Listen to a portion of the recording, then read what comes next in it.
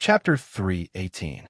About 4,000 li to the northeast of Qing Kingdom's Jingdou, in the even more ancient and brilliant Shanjing, the snowfall was extremely heavy. Snowflakes as thick as goose feathers fell to the ground. The streets and alleys of Shanjing seemed to be covered with a layer of pure white wool carpet. However, the snow did not accumulate on the manors with heated stoves. The black eaves of the houses were exposed, and the two contrasted particularly beautiful. From the city gate, one could see the palace built against the mountain in the distance. The pure black eaves of the palace were a deeper shade than the black eaves of the houses. On the snowy cliffs of the mountain, layers of winter trees were covered in frost and snow. The waterfalls had gradually softened into icy creeks. The stone paths were slanted and lonely. The winter mountain and the palace blended harmoniously. After the summer passed, many things happened in northern Qi. The most shocking was naturally the assassination of the provost of the Discipline Commission, Shenzhong. Commander Shang Shanhu, who had galloped through the streets that night, was still under house arrest. The attitude of the court and the palace was clear. After Shenzhong's death, he was immediately charged with numerous crimes. The Shun family was destroyed, and only Lady Shun, whom the people of Shanjing were familiar with, had suddenly disappeared without a trace. Shenzhong's sudden death was a heavy blow to the embroidered uniform guards. The already weak Northern Qi Secret Service had been secretly dealt a blow by the young emperor. After losing a shrewd leader, they appeared even weaker. Even the Empress Dowager's voice had become much quieter. In the past few months, all the members of the Brocade Guard had been nervous. No one had come to take over the yamen, and no one knew how the court would deal with it. Fortunately, the court had finally issued a decree a few days ago. The son of Marquis Ningho, Wei Hua of the Honglu Temple, had officially taken over the position that Shenzhong had vacated. In the rumors of Shangjing, the Empress Dowager had wanted Marquis Ningho to be the provost, but the young emperor had refused. Now that the decree had clearly stated that Marquis Ningho's son would take the position, it inevitably caused some discussion. No one knew whether or not the mother and son, who quarreled every day, had finally come to some kind of tacit understanding and compromise. Today, the Brocade Guard roused themselves, bringing out the fierceness and dominance of the past, and began to carry out a new mission. More than 100 Brocade Guards dressed in brown, official robes surrounded Xiushui Street, allowing the snow to fall on them. Xiushui Street was not simple. The shops on it all had deep backgrounds, especially the 7 shops in the middle. They were all royal merchants of Qing. The two countries were currently in a honeymoon period. Logically speaking, the Brocade Guard was in the midst of reorganizing themselves and should not have come to cause trouble. But the development of the situation exceeded everyone's expectations. The shopkeepers along the street stood up, rubbing their hands in the wind and watching nervously as the Brocade Guard took away the owner of the tavern. He was Sheng Huairan and was one of the head of the Qing Palace in Shanjing. Shopkeeper Yu of the glass shop leaned against the old door and said in a trembling voice, "How dare you arrest them?" The shop assistant said softly, "It was said that there was a large stockpile of goods in the south of the capital. There were no customs documents, not even tax receipts. The Brocade Guards followed that line to Shangjing and dug out this boss Sheng." The wind and snow blew against his face and circled around his body. It seemed to be even more translucent than the glass bottle behind shopkeeper Yu. He looked at the gradually retreating Brocade Guards with a worried expression. He was well aware of the matter of the palace treasury smuggling to the north. This was a business that the eldest princess had single-handedly carried out. However, Northern Qi had always tacitly agreed to it and enjoyed the benefits of low prices. Why had they suddenly acted today? In the beautiful imperial palace of Shangjing, the young emperor was lying on a warm blanket, one hand holding a pastry to his mouth, the other holding a book, reading it carefully and attentively. The new provost of the Discipline Commission, Wei Hua, carefully glanced at him and deliberated for a moment before summoning up the courage to interrupt the emperor's absent-mindedness. In a quiet voice, he said, "We arrested a few people, but all this time, the Chui family and Xinyang have helped the court a lot, so it was a bit embarrassing. So, according to the Empress Dowager's orders, those with status were released in the end. The young emperor didn't look at him, but the corners of his brows furrowed in disgust. He said, "Women are too kind. Since we've already fallen out, what's the point of looking at old feelings?" He was criticizing the Empress Dowager, so Wei Hua didn't dare to respond. The emperor shook his head, his gaze still lingering on the book. He continued, "But it doesn't matter whether we arrested them or not. How much of the goods did we seize?" "A lot." A glimmer of excitement flowed through Wei Hua's eyes. The information was accurate. The Southern barbarians didn't expect us to break the old rules and were caught unprepared. They suffered quite a bit. He suddenly thought of something and asked hesitantly, "This is a bit absurd. Even if Fan Xian wanted to fight with the eldest princess for the palace treasury, there's no reason for him to give us such a large gift.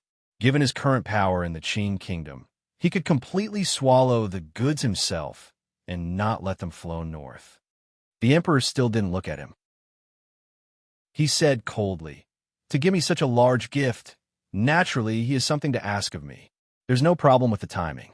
According to the news from the south, Fan Xian made his move before we did. The Southerners shouldn't suspect that I'm working together with him to split the loot.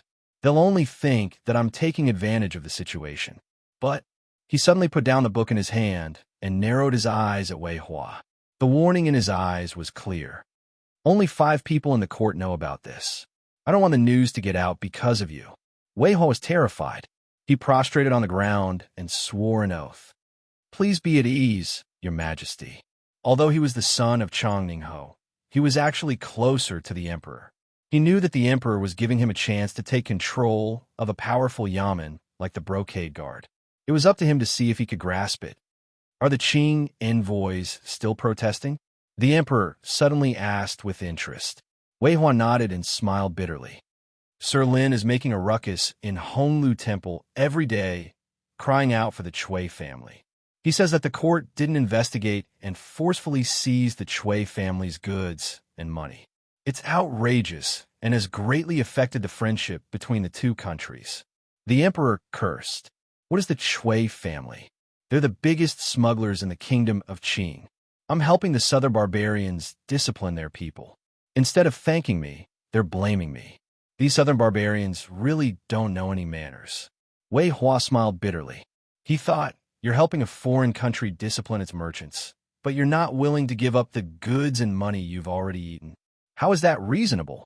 Lin was the envoy of the kingdom of Qing stationed in Shangjing, but he didn't know the inside story. Of course, he had to fight for the people of his country. The most troublesome one is that advisor Wang Qinian. Wei Hua suddenly had a headache.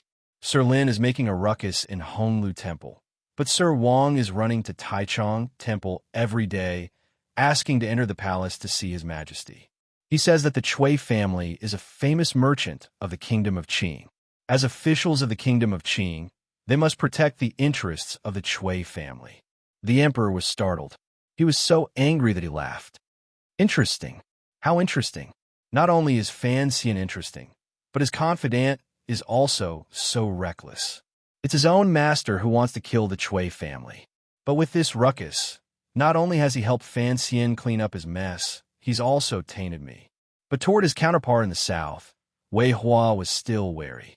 He couldn't help but say, "Your Majesty, if the whole story of this matter is secretly sent back to the kingdom of Qing, and the emperor of the Qing kingdom finds out that Fan Xian has been generous to his country and secretly colluded with our court, I'm afraid he'll be furious.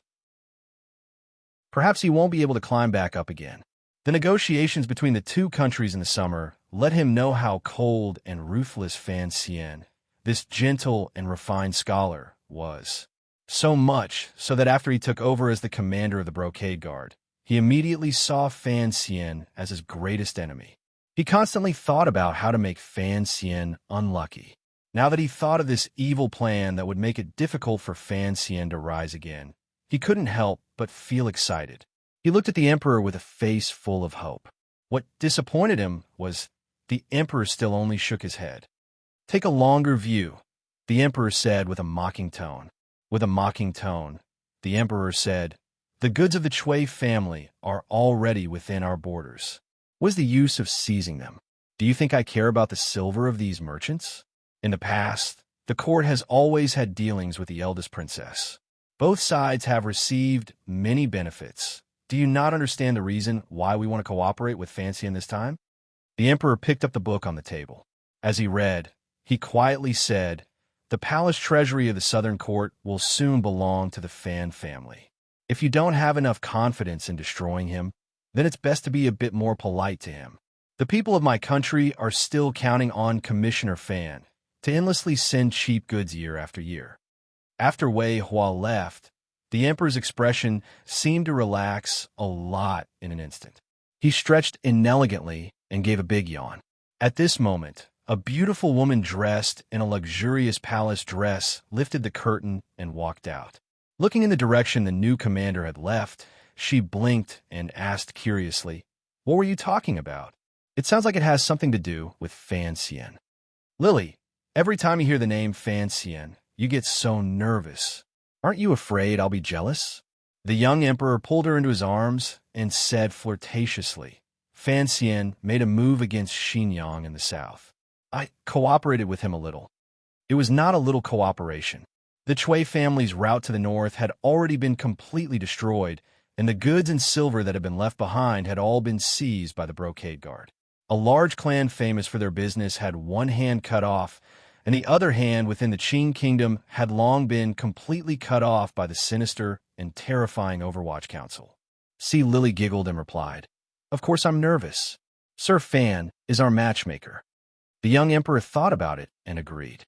If Fan Xian hadn't come up with such a strange idea, to have Ku he take Lily as a disciple, given Lily's background and identity, it would have been troublesome for her to enter the palace. "Were you reading?" See, Lily curiously snatched the book from the emperor's hands. The emperor panicked and snatched it back. "Fan Xian specially sent me the latest chapter of the story of the stone. It's unique in the world. Don't ruin it." See, Lily smiled brightly and snuggled up to his side. How could Fan Xian dare to make a move against his own mother-in-law? The emperor shook his head.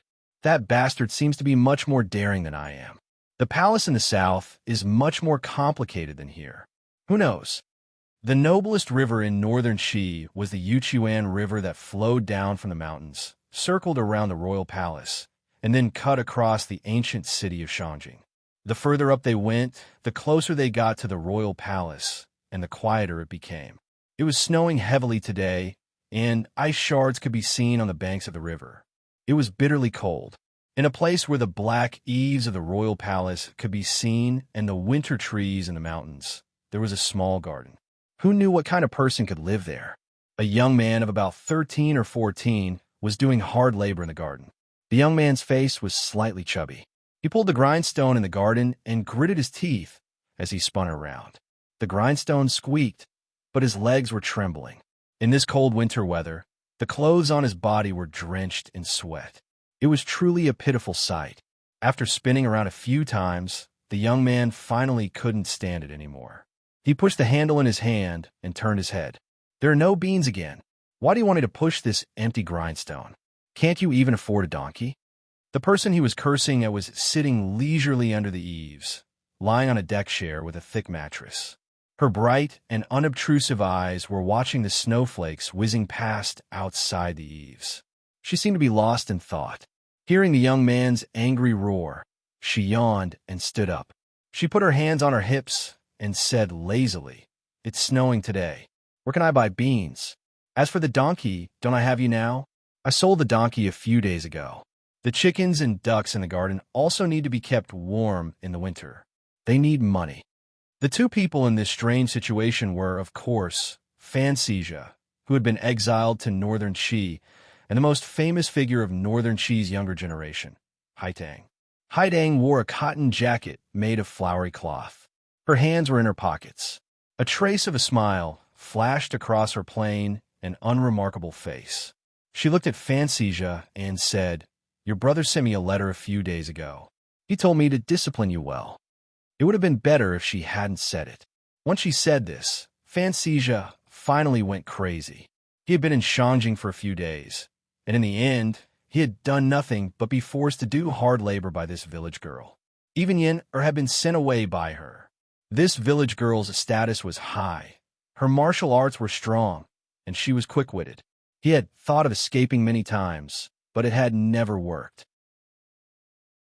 Life in Shangjing was incomparably bitter. Thinking of this, he angrily squatted down and scolded. "Who are you to me? Why do you have to discipline me?" Haidang smiled and didn't reply. She just lay back down and closed her eyes slightly, as if she was going to sleep to the accompaniment of the wind and snow.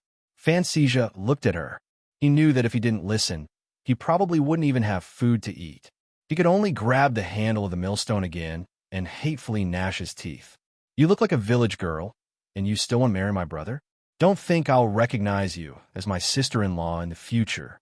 My mood is difficult to calm. There are some things going on around me that I may not have enough time to write. Please understand. Thank you." Chapter 319. The snow was still falling.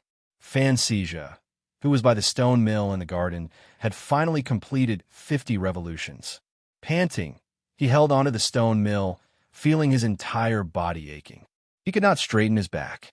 The sweat on his face turned into steam and rose, turning white in the face of the cold. It looked as if his entire body was smoking. "Wipe yourself, then change into dry clothes so you don't catch a cold." Haidang handed him a neat pile of clothes. Fan Xizha shook his head angrily and went into the inner room to change. Not long after, he came out yelling, "There's no place to bathe. What should I do if I stink?" Haidang glanced at him and smiled. "It's winter, and the things your brother made haven't been shipped to Shangjing." Fan Xizha couldn't help but shake his head again. "My brother drove me north, not to let you torture me. An uncut jade is worthless," Haitang said calmly. "I remember when we were chatting in the royal palace. Fan Xian once said something that I thought was very reasonable." "What did he say?" Fan Xizha asked curiously. "When heaven is about to place a great responsibility on a man, it first torments his will, strains his muscles and bones, stars his skin, empties his body, and messes up his actions.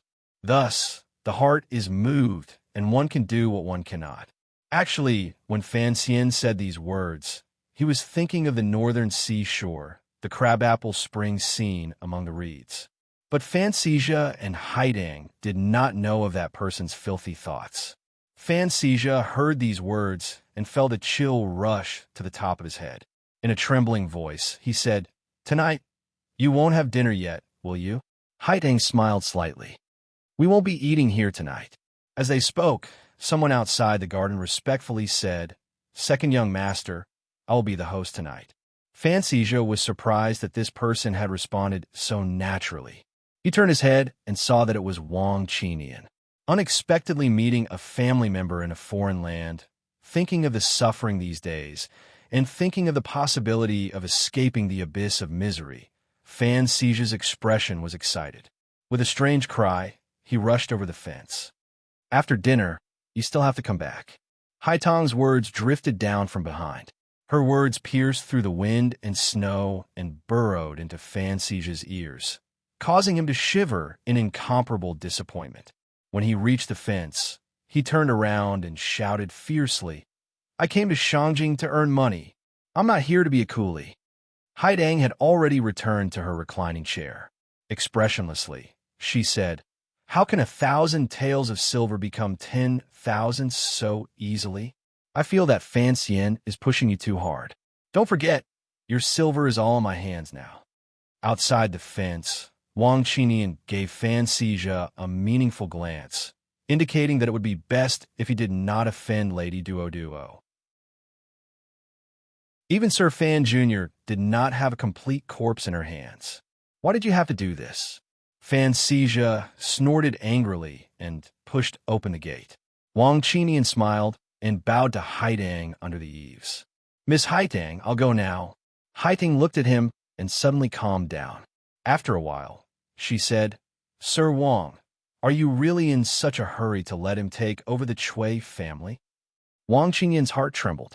He had not expected her to even know of Commissioner Fan's arrangements. He did not know how much understanding Fan Xian and Haidang had. He could only smile bitterly. What are you talking about, miss? Haidang, of course, knew about Fan Xia's arrangements. She smiled slightly and said nothing more. She only warned, we've just begun. Don't be too impatient. Wang Qinian had his subordinates bring Fan Xia a bamboo hat and a snow cloak. On one hand, it was to block the wind and snow. On the other, it was to hide his appearance. Then, he bowed to Haidang and prepared to leave the fields next to the palace. Did you also read the most recent letter? Haidang reclined in her chair and looked at Wang Qinian, who was about to leave, with a smile that was not a smile. Hearing this, Wang Qinian was startled. He smiled bitterly. It is my duty. Miss Haidang, please forgive me. In the letter, please say a few words on behalf of me, so that the commissioner will not bully my daughter. Haidang laughed. This Honglu Temple of the Qing Kingdom's resident officer in northern Qi, Sir Wang Qinian, was indeed an interesting person. It was quiet outside the garden. Just like that, Haitang closed her eyes and fell asleep on the chair. Today in Shangjing, the wind and snow were intertwined. The wind whistled past, and the air was cold. The village girl slept very peacefully in such a cruel environment. There seemed to be a slight smile at the corner of her lips. With her astonishing cultivation, she was not surprised by the cold invading her body. On the contrary, she was closer to nature than ordinary people, such as the gentle nature of spring or the harsh world of winter. Snow, piece by piece, gradually filled the sky. Under the eaves, the girl in a flowery jacket slept very comfortably. After an indeterminate amount of time, Haidang slowly opened her eyes. Her clear eyes reflected the falling snow outside the eaves and the growing ice on the eaves. She could not help but feel a flash of joy and satisfaction. Teacher, you're here. Outside the garden, on the stone path beside the Yuchuan River, a thick layer of snow had long been laid. At this moment, a person was slowly treading on the snow. The wind and snow seemed to have disappeared in an instant. One could only hear the rustling sound of each step landing on the snow. The person's feet were not wearing shoes. He stepped on the snow like this, determined and sincere. In a moment, he had reached the front of the garden. Stretching out a hand, he gently pushed open the fence door and walked directly to the eaves. He stretched out a palm and gently stroked the happy Haitang's head. I've come to see you, one of the 4 great grandmasters in the world, Imperial Advisor Ku He, who is viewed as a god by the people of the world. If Fan Xian saw this scene, he would certainly silently criticize the other person's appearance for being so ordinary and unremarkable. He was far worse than Marshal Zhu. He couldn't even compare to Yi Liu Yun's elegance of riding a boat halfway across the waves, particularly after he took off the straw hat on his head and revealed his large bald head. There was not a glimmer of an otherworldly feeling. He was just a simple and common old man. However, the pure white plain clothes on his body and his bare feet declared his identity as an ascetic monk.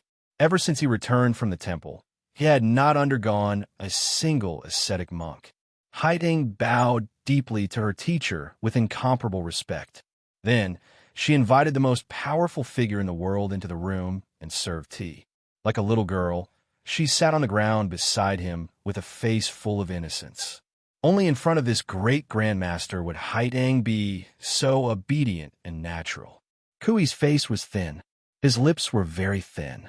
His eyes were very sunken, but his gaze was even more distant. With a trace of tenderness, he looked at his true disciple and smiled slightly. I come from Shi Mountain. Haitang's expression changed. She asked in surprise, have you found Sir Shaoan's body?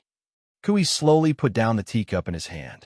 With a trace of a smile in his eyes, he said, in a cave between the precipices, I found the remains of an old friend. Haitang furrowed her brows. The precipices of Shi Mountain. After Ku he returned from the south, he did not come out of seclusion. Some people in northern Qi guessed that this great grandmaster should have been injured, but they did not know who the other side of that terrifying battle that took place in an unknown place was. Some guessed it was Sigu Jian, some guessed it was Yi Luyun, and some guessed it was the Qing Kingdom's most deeply hidden great grandmaster. No one would have thought that he and Wu Zhu had both been injured. After He recovered, the first thing he did was carefully investigate Xiao En's movements after he returned to the kingdom. Although this great grandmaster was faintly angry at the battle between the mother and son in the royal palace, Tianyi Dao followed the customs of the temple and rarely interfered in political affairs, so it was not good for him to say too much. But regarding Xiao En's life and death, this great grandmaster, who seemed to be unable to care about external things, placed great importance on it. The precipices of Shi Mountain had been searched many times, but Xiao En's body had not been found on the mountain. This became the most piercing problem for the northern Qi court. If that old man was still alive, then perhaps Shang Shanhu, who was under house arrest in his manor, would become active again. But for Haidang, since Brother Lang Tiao said that Xiao En had lost all signs of life after being stabbed by the curved knife, she would naturally believe him. Great Grandmaster Ku, he had never doubted the judgment of his first disciple. So the northern Qi people were only thinking about one question. Where was Xiao En's body? No one knew how much effort they had expended in their search. Shi Mountain had been turned upside down, but they still could not find the whereabouts of Xiao En and the mysterious man. After all, the northern Qi people could not understand how, in this world, there could be someone like a gecko who could climb up the mirror-like precipices of Shi Mountain. Later, it was Imperial Advisor Ku He who spoke, and the northern Qi people resentfully stopped their search. They did not think that this great grandmaster would lower his status and personally go investigate. No one knew how much effort Ku he had put in before he finally found Xiao En's body in a cave in the precipice on this windy and snowy day. Haiding looked at her teacher in shock. Only now did she notice that there were small wounds on his ankles. She asked with concern, "How can you get down from that precipice?" She was not in a rush to ask Xiao En questions. What she was most concerned about was Ku He's health. After all, her teacher was old and had just recovered from his injuries. Ku He gently shook his head and smiled with a sigh. Going down is a bit troublesome, but it's not impossible. All we need to do is tie a rope. I just didn't think that the person Lang Tiao forced down the precipice would be able to escape so easily. Haitang lowered her head slightly. Perhaps he was carrying something like a grappling hook on his body. The grappling hook has no place to borrow strength. Ku He looked at her with a smile. You were so shocked earlier because you remembered what the precipice of Shi Mountain looked like. Haidang sighed. I really don't understand this matter, but it's already been a few months. Could it be that Sir Xiao En's remains have not been eaten by the eagles in the mountains? Ku He's snow-like eyebrows fluttered slightly. He warmly said, that cave was very shallow. Logically speaking, vicious birds should have long since helped Sir Xiao En ascend to the heavens. I didn't think that when I followed the rope down, what I saw was Sir Xiao En's remains, as good as new. There were a few dead birds lying beside him. The birds had all turned to bones, but his body, aside from being a bit dehydrated, had not rotted. Haidang was surprised to hear this. She smiled calmly. What a powerful poison. Ku He gently nodded and changed the subject. Tell me about this young man, Fan Xian. I am very curious about him. Haitang's heart skipped a beat, but her expression did not change in the slightest. Smiling, she recounted everything that Fan Xian had done in Shangjing. Knowing that she could no longer hide anything for Fan Xian, she quietly said, that night after Xiao En left the capital, Fan Xian stayed with the diplomatic mission, but no one saw him with their own eyes. When I went the next day, he was lying in bed. Back then, elder brother believed that the black-clothed man who fell off the cliff was Xiao En was him, and he really is an expert at using poison. Of all the people in this world, only Xiao En and Ku he had ever come into contact with the temple. Now that Xiao En was dead, only Ku he remained. The emperor had painstakingly rescued Xiao En and brought him back to northern Qi, but Ku he had tried his best to kill him. Now that she knew that Fan Xian might be the last person Xiao En saw before he died, and Ku he was so careful about the secret of the temple, Haidang did not know what trouble her words would bring to Fan Xian. But she knew that this seemingly gentle teacher in front of her was, in reality, a wise man who held the pearl of wisdom in his hands. He had changed the subject earlier, naturally, to remind her. Unexpectedly, Kui did not continue this topic. Instead, he gazed at her meaningfully and smiled. He took another sip of the tea in his cup and said, Duodwa's tea is getting better and better. You flatter me, teacher, Haitang replied gently. I think I know who Fan Xian is, Kui suddenly said very gently. His words came out of nowhere, and Haitang did not understand. She stared at her teacher in a daze.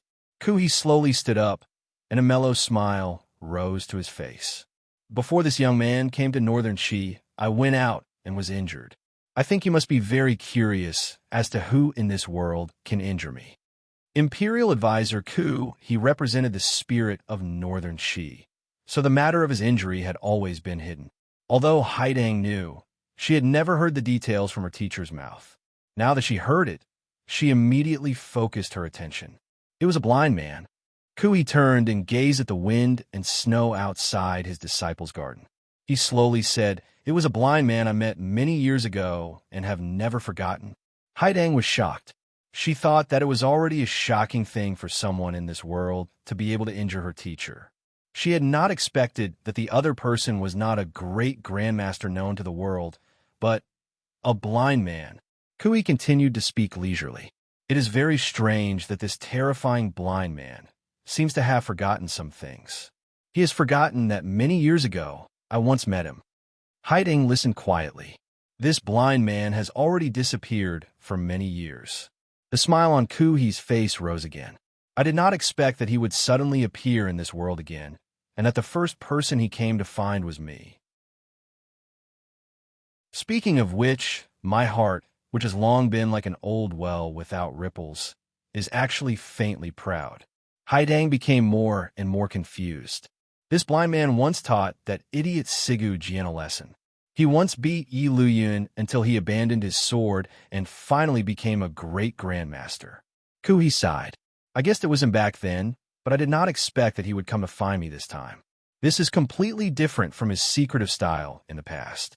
Haitang suddenly opened her mouth and asked, Could it be that this blind man is the most mysterious great grandmaster? Kui shook his head.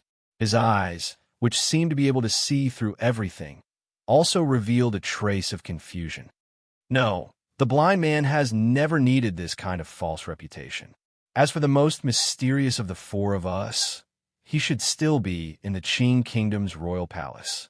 Haitang did not understand. Since no one had ever seen the mysterious great grandmaster, why were the people so sure that he existed, and that he existed in the Qing Kingdom's royal palace? The reason is very simple. Kui smiled. Many years ago, Sigu Jian had tried 3 times to enter the Qing Kingdom's royal palace to assassinate their emperor. Haitang called out in surprise. Only now did she know that Dongyi's Sigu Jian had done such a crazy thing. However, to use the realm of a great grandmaster as an assassin, even if the Qing Kingdom's emperor was the person with the most power in the world, it would probably be difficult for him to resist.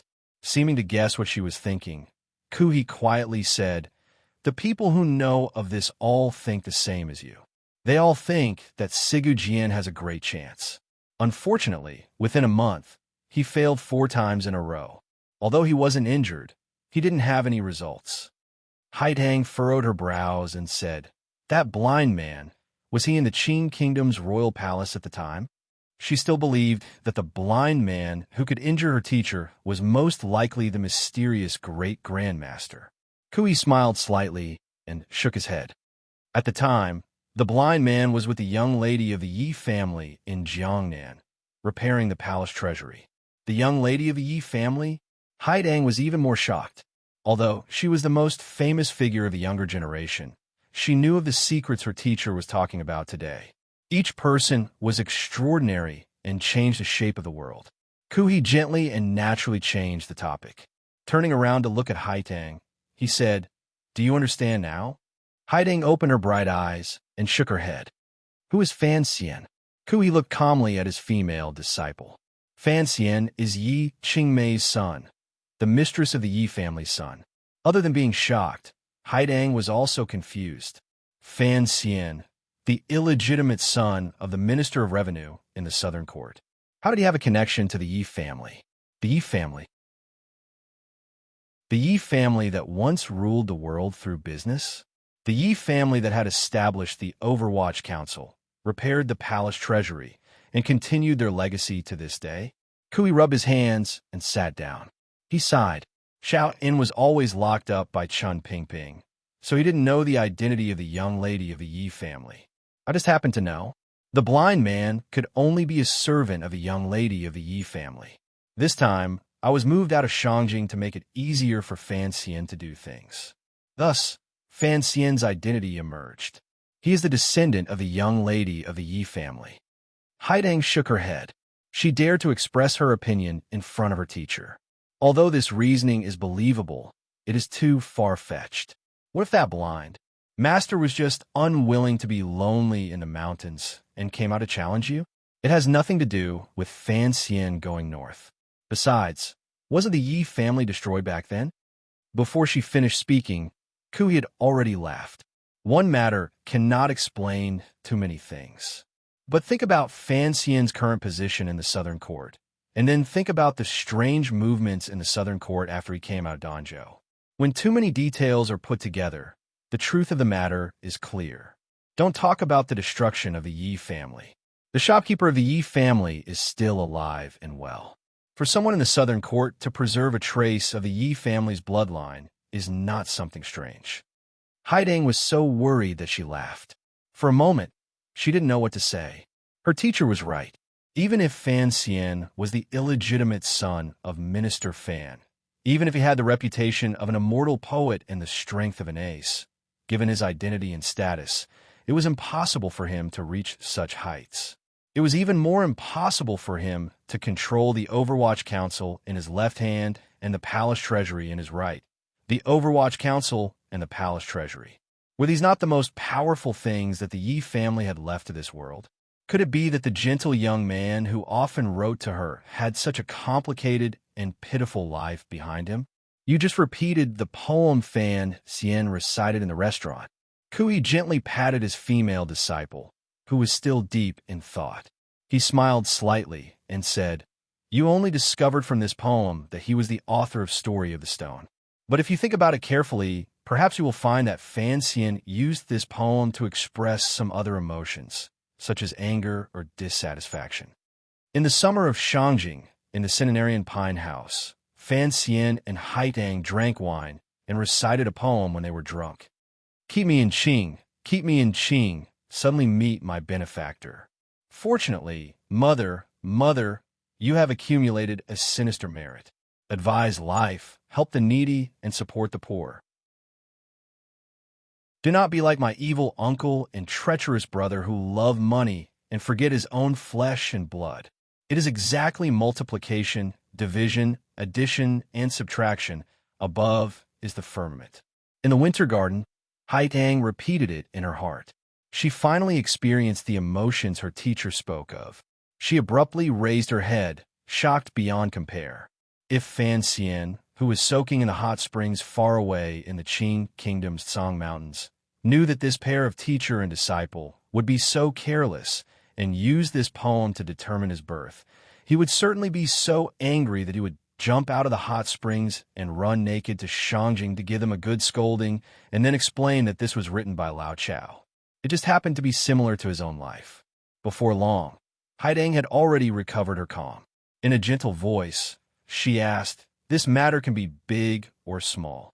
Since she knew of Fan Xian's past, she could imagine that there would certainly be many problems between him and the Qing royal family. How to use it was a matter that required careful consideration. The news that Fan Xian is a descendant of the Yi family. Let the entire world know. Ku, he said very gently. Great Grandmaster Ku, he spoke very gently. The blind man. Haidang's heart was slightly confused. She didn't know how to protect Fan Xian's interests as much as possible.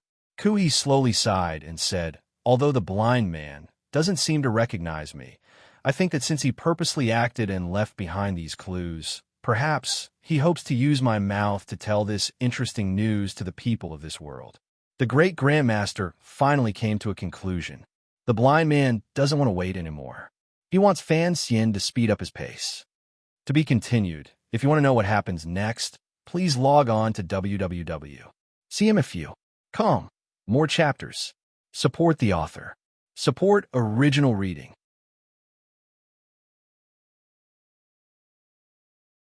Chapter 320. I have been sick recently and am in poor spirits, so I have rarely replied to reviews and updates. Everyone, please forgive me.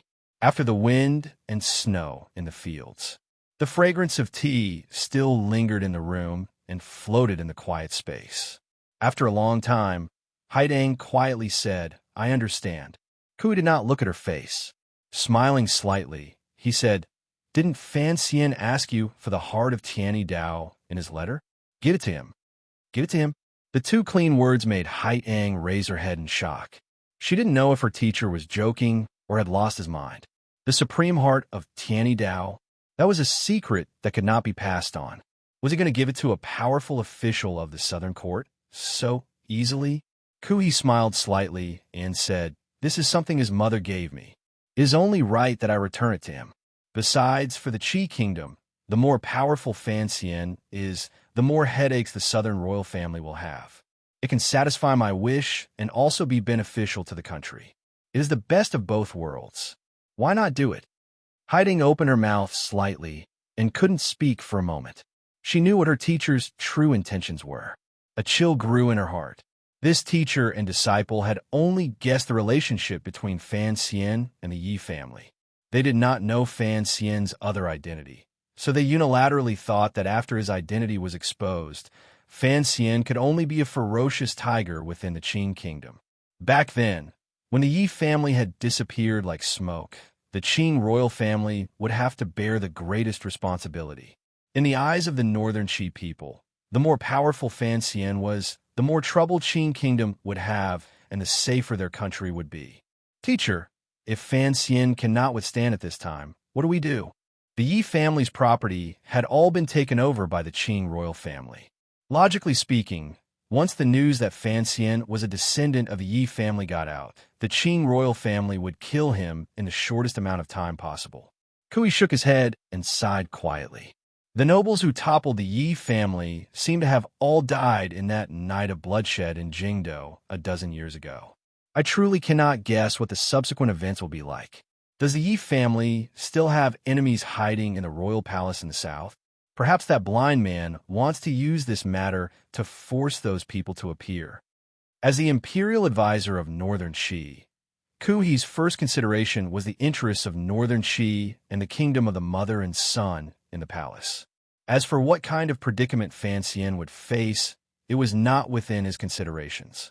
The old man smiled slightly and said, "Even if Fan Xian is unable to face the oncoming attack, with a blind man standing firmly behind him, even if he fails and wants to die, it will not be an easy matter." However, it was too risky to use the heart of Tianyi Dao to trade for such a powerful enemy. Furthermore, the words the teacher had said indicated a terrifying thing. The heart of Tianyi Dao had been given to the teacher by Fan Xian's mother.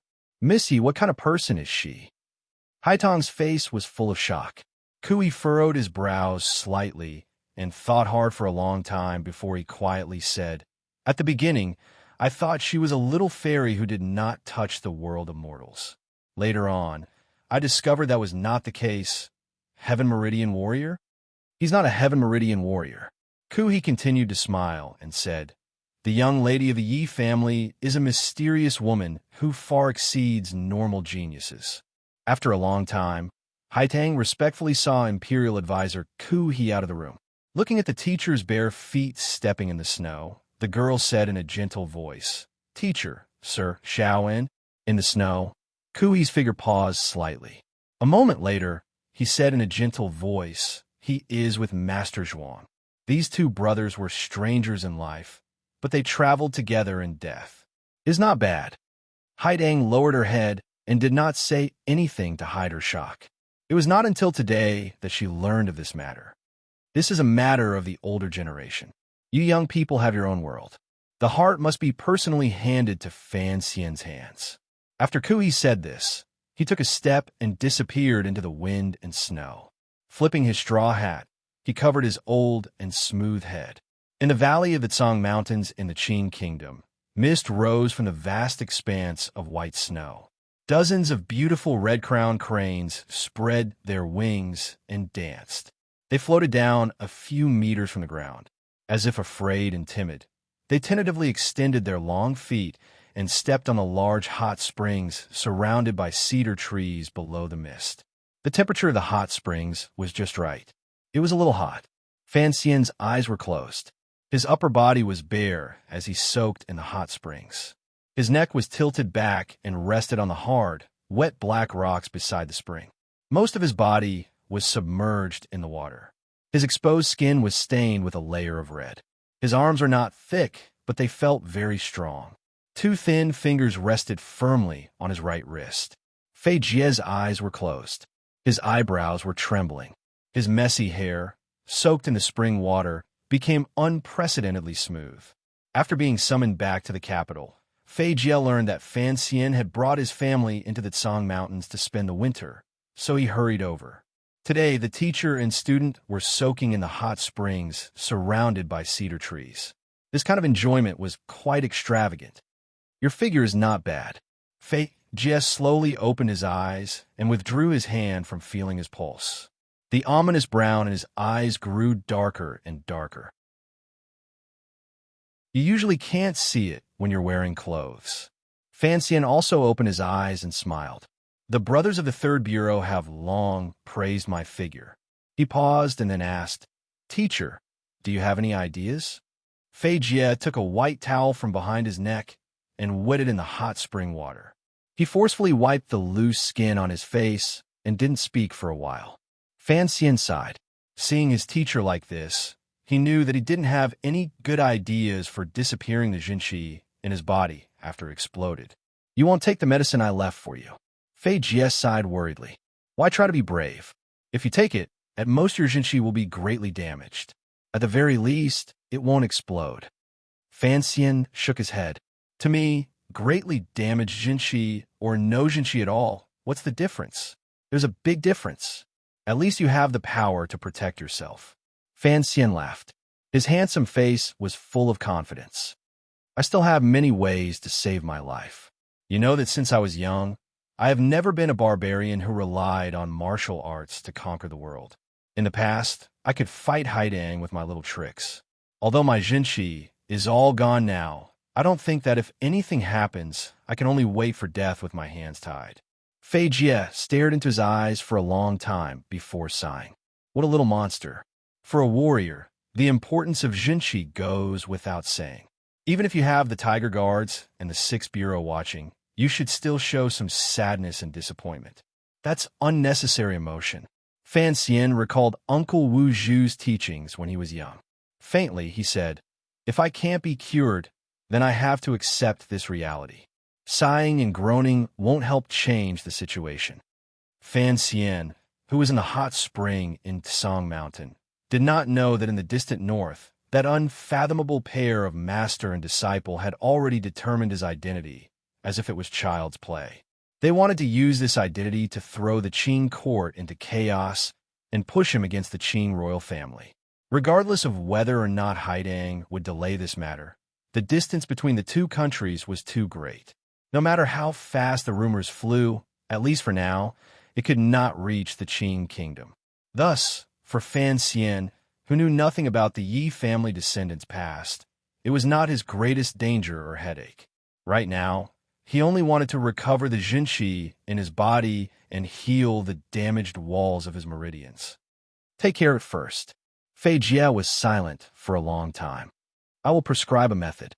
Take the medicine according to the prescription. Also, don't throw away the medicine I left for you when you were young. They're still useful." Fan Xian was a little surprised. His Jinqi had already dissipated, so why would he take the medicine?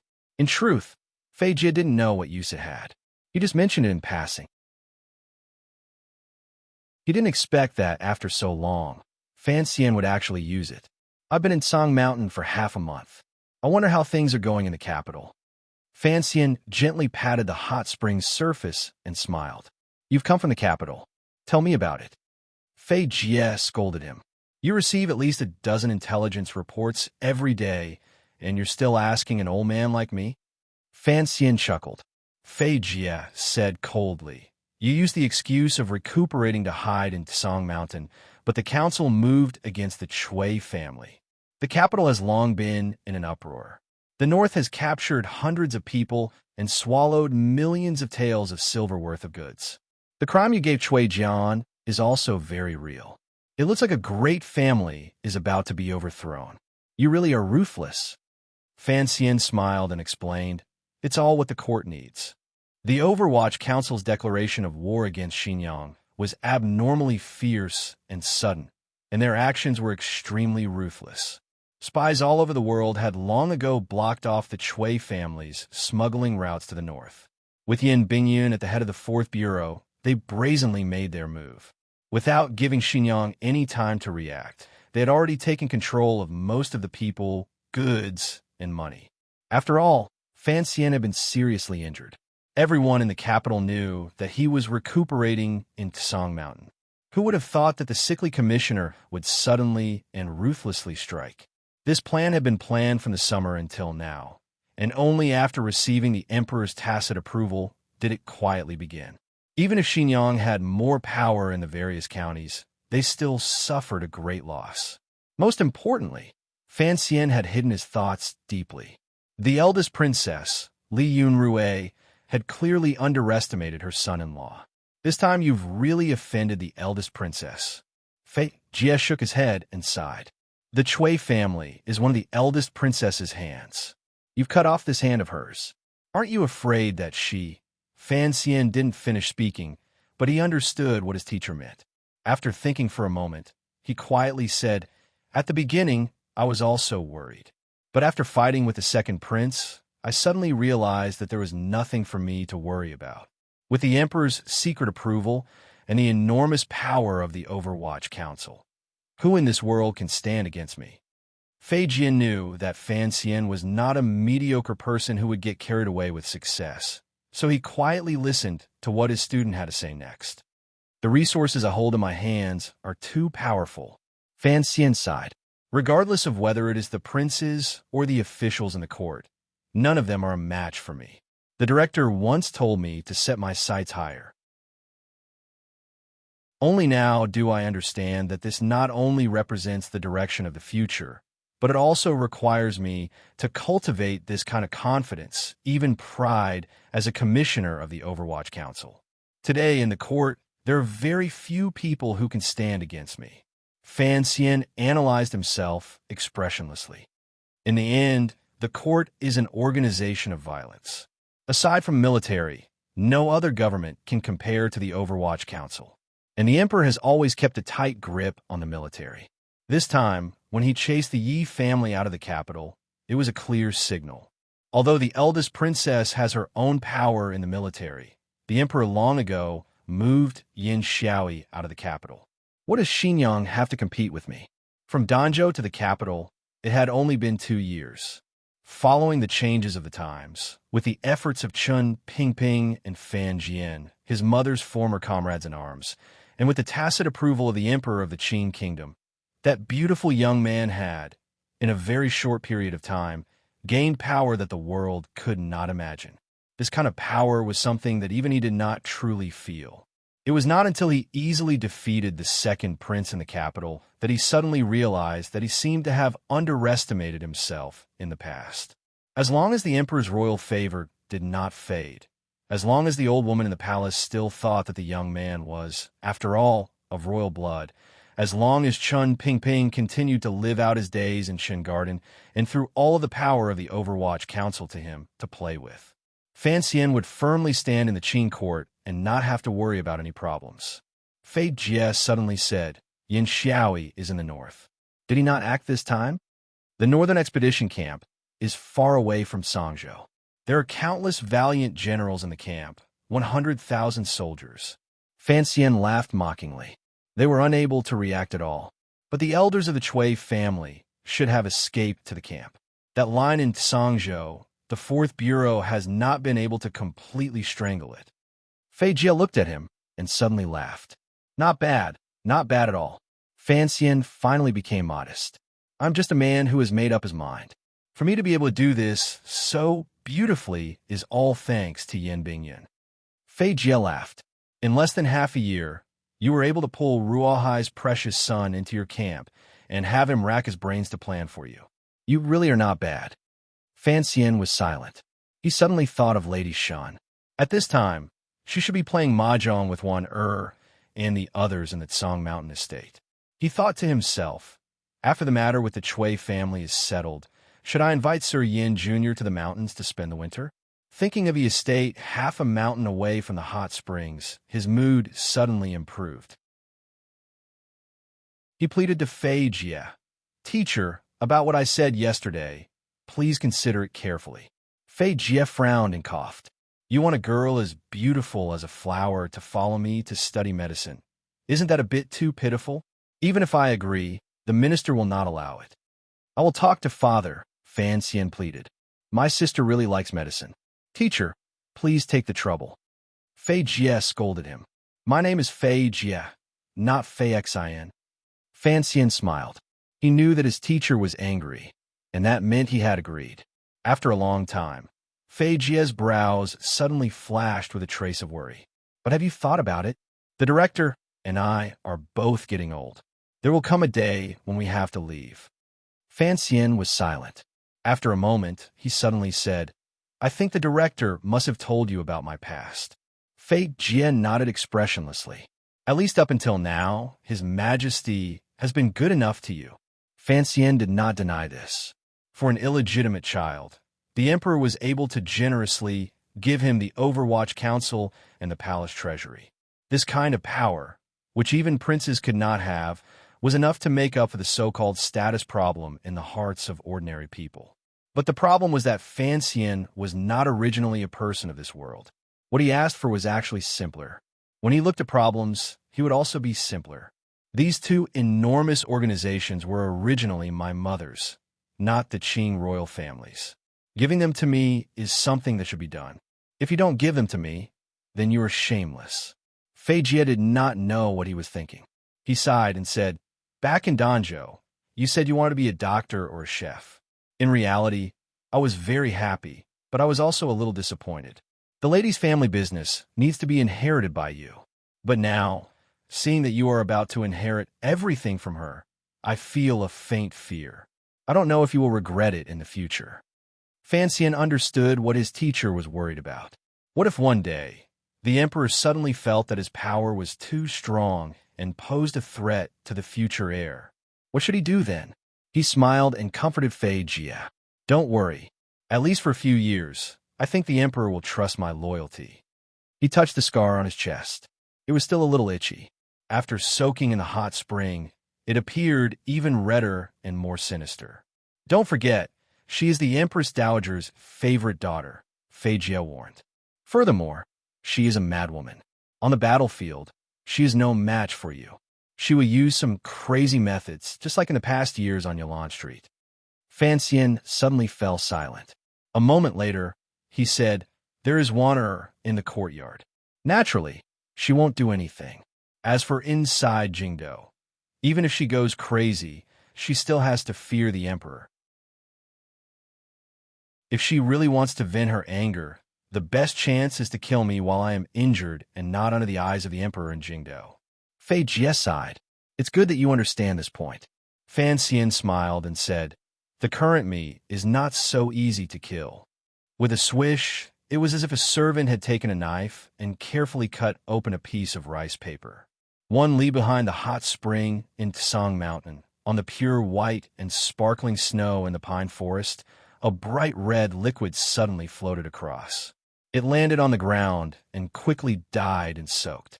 The color was difficult to erase. An assassin clutched his throat and made a gurgling sound. He fell dead on the snow with a muffled thud. The swordsman of the 6th Bureau of the Overwatch Council slowly withdrew his cold sword from behind a tree. He bowed to Gao De, who was a few feet away, and disappeared into the snow again. The 7th. Gao Da's face was serious. He still carried the long knife on his back. He said to his subordinate, "In a moment, take it to the back of the mountain and burn it." "Yes." Gauda was silent. Recently, there had been more and more assassins sneaking into Tsang Mountain with the intention of assassinating Commissioner Fan. He also knew where these assassins came from.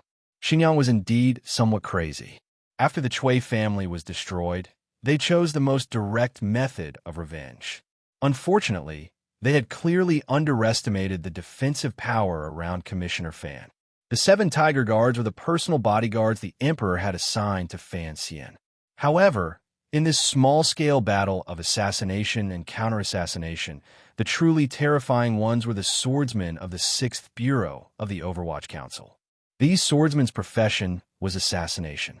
They were the official assassins of the Qing Kingdom. Now, in the snowy mountains, they were facing the assassins sent by Xinjiang.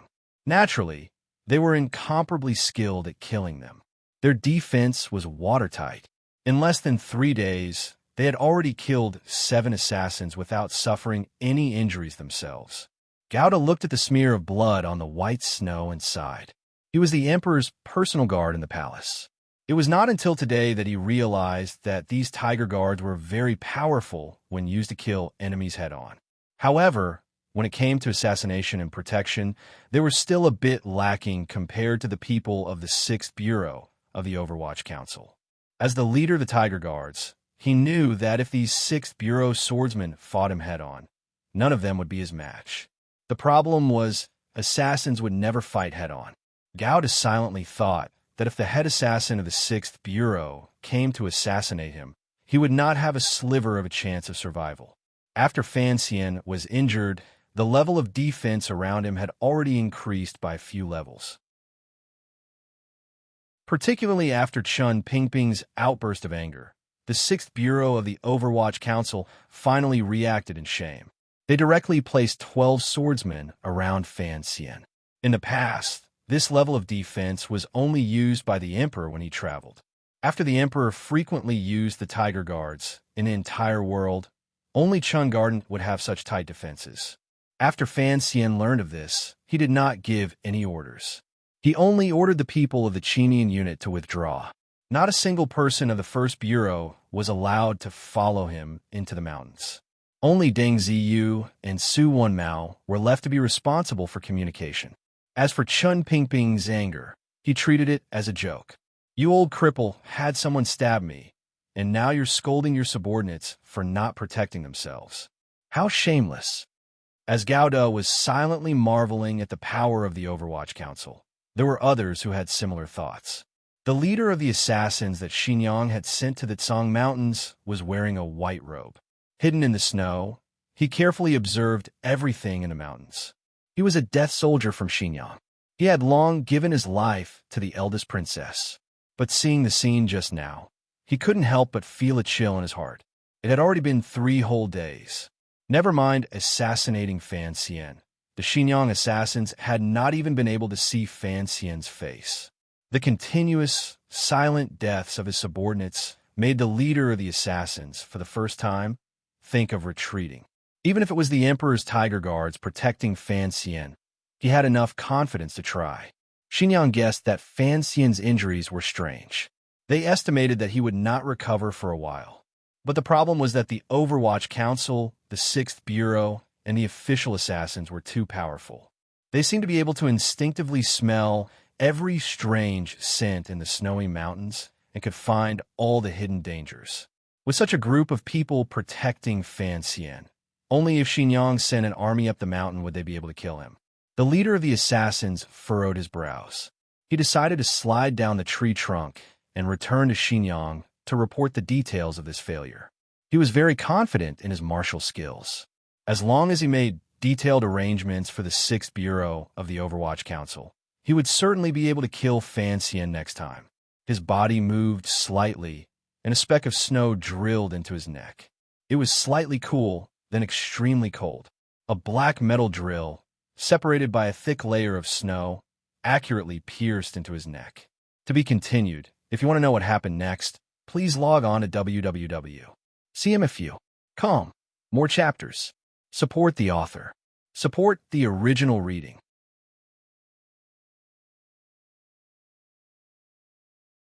Chapter 321. There was one thing in this world that was the God of all people, the soul of all gods, and even ghosts were forced to fight for it.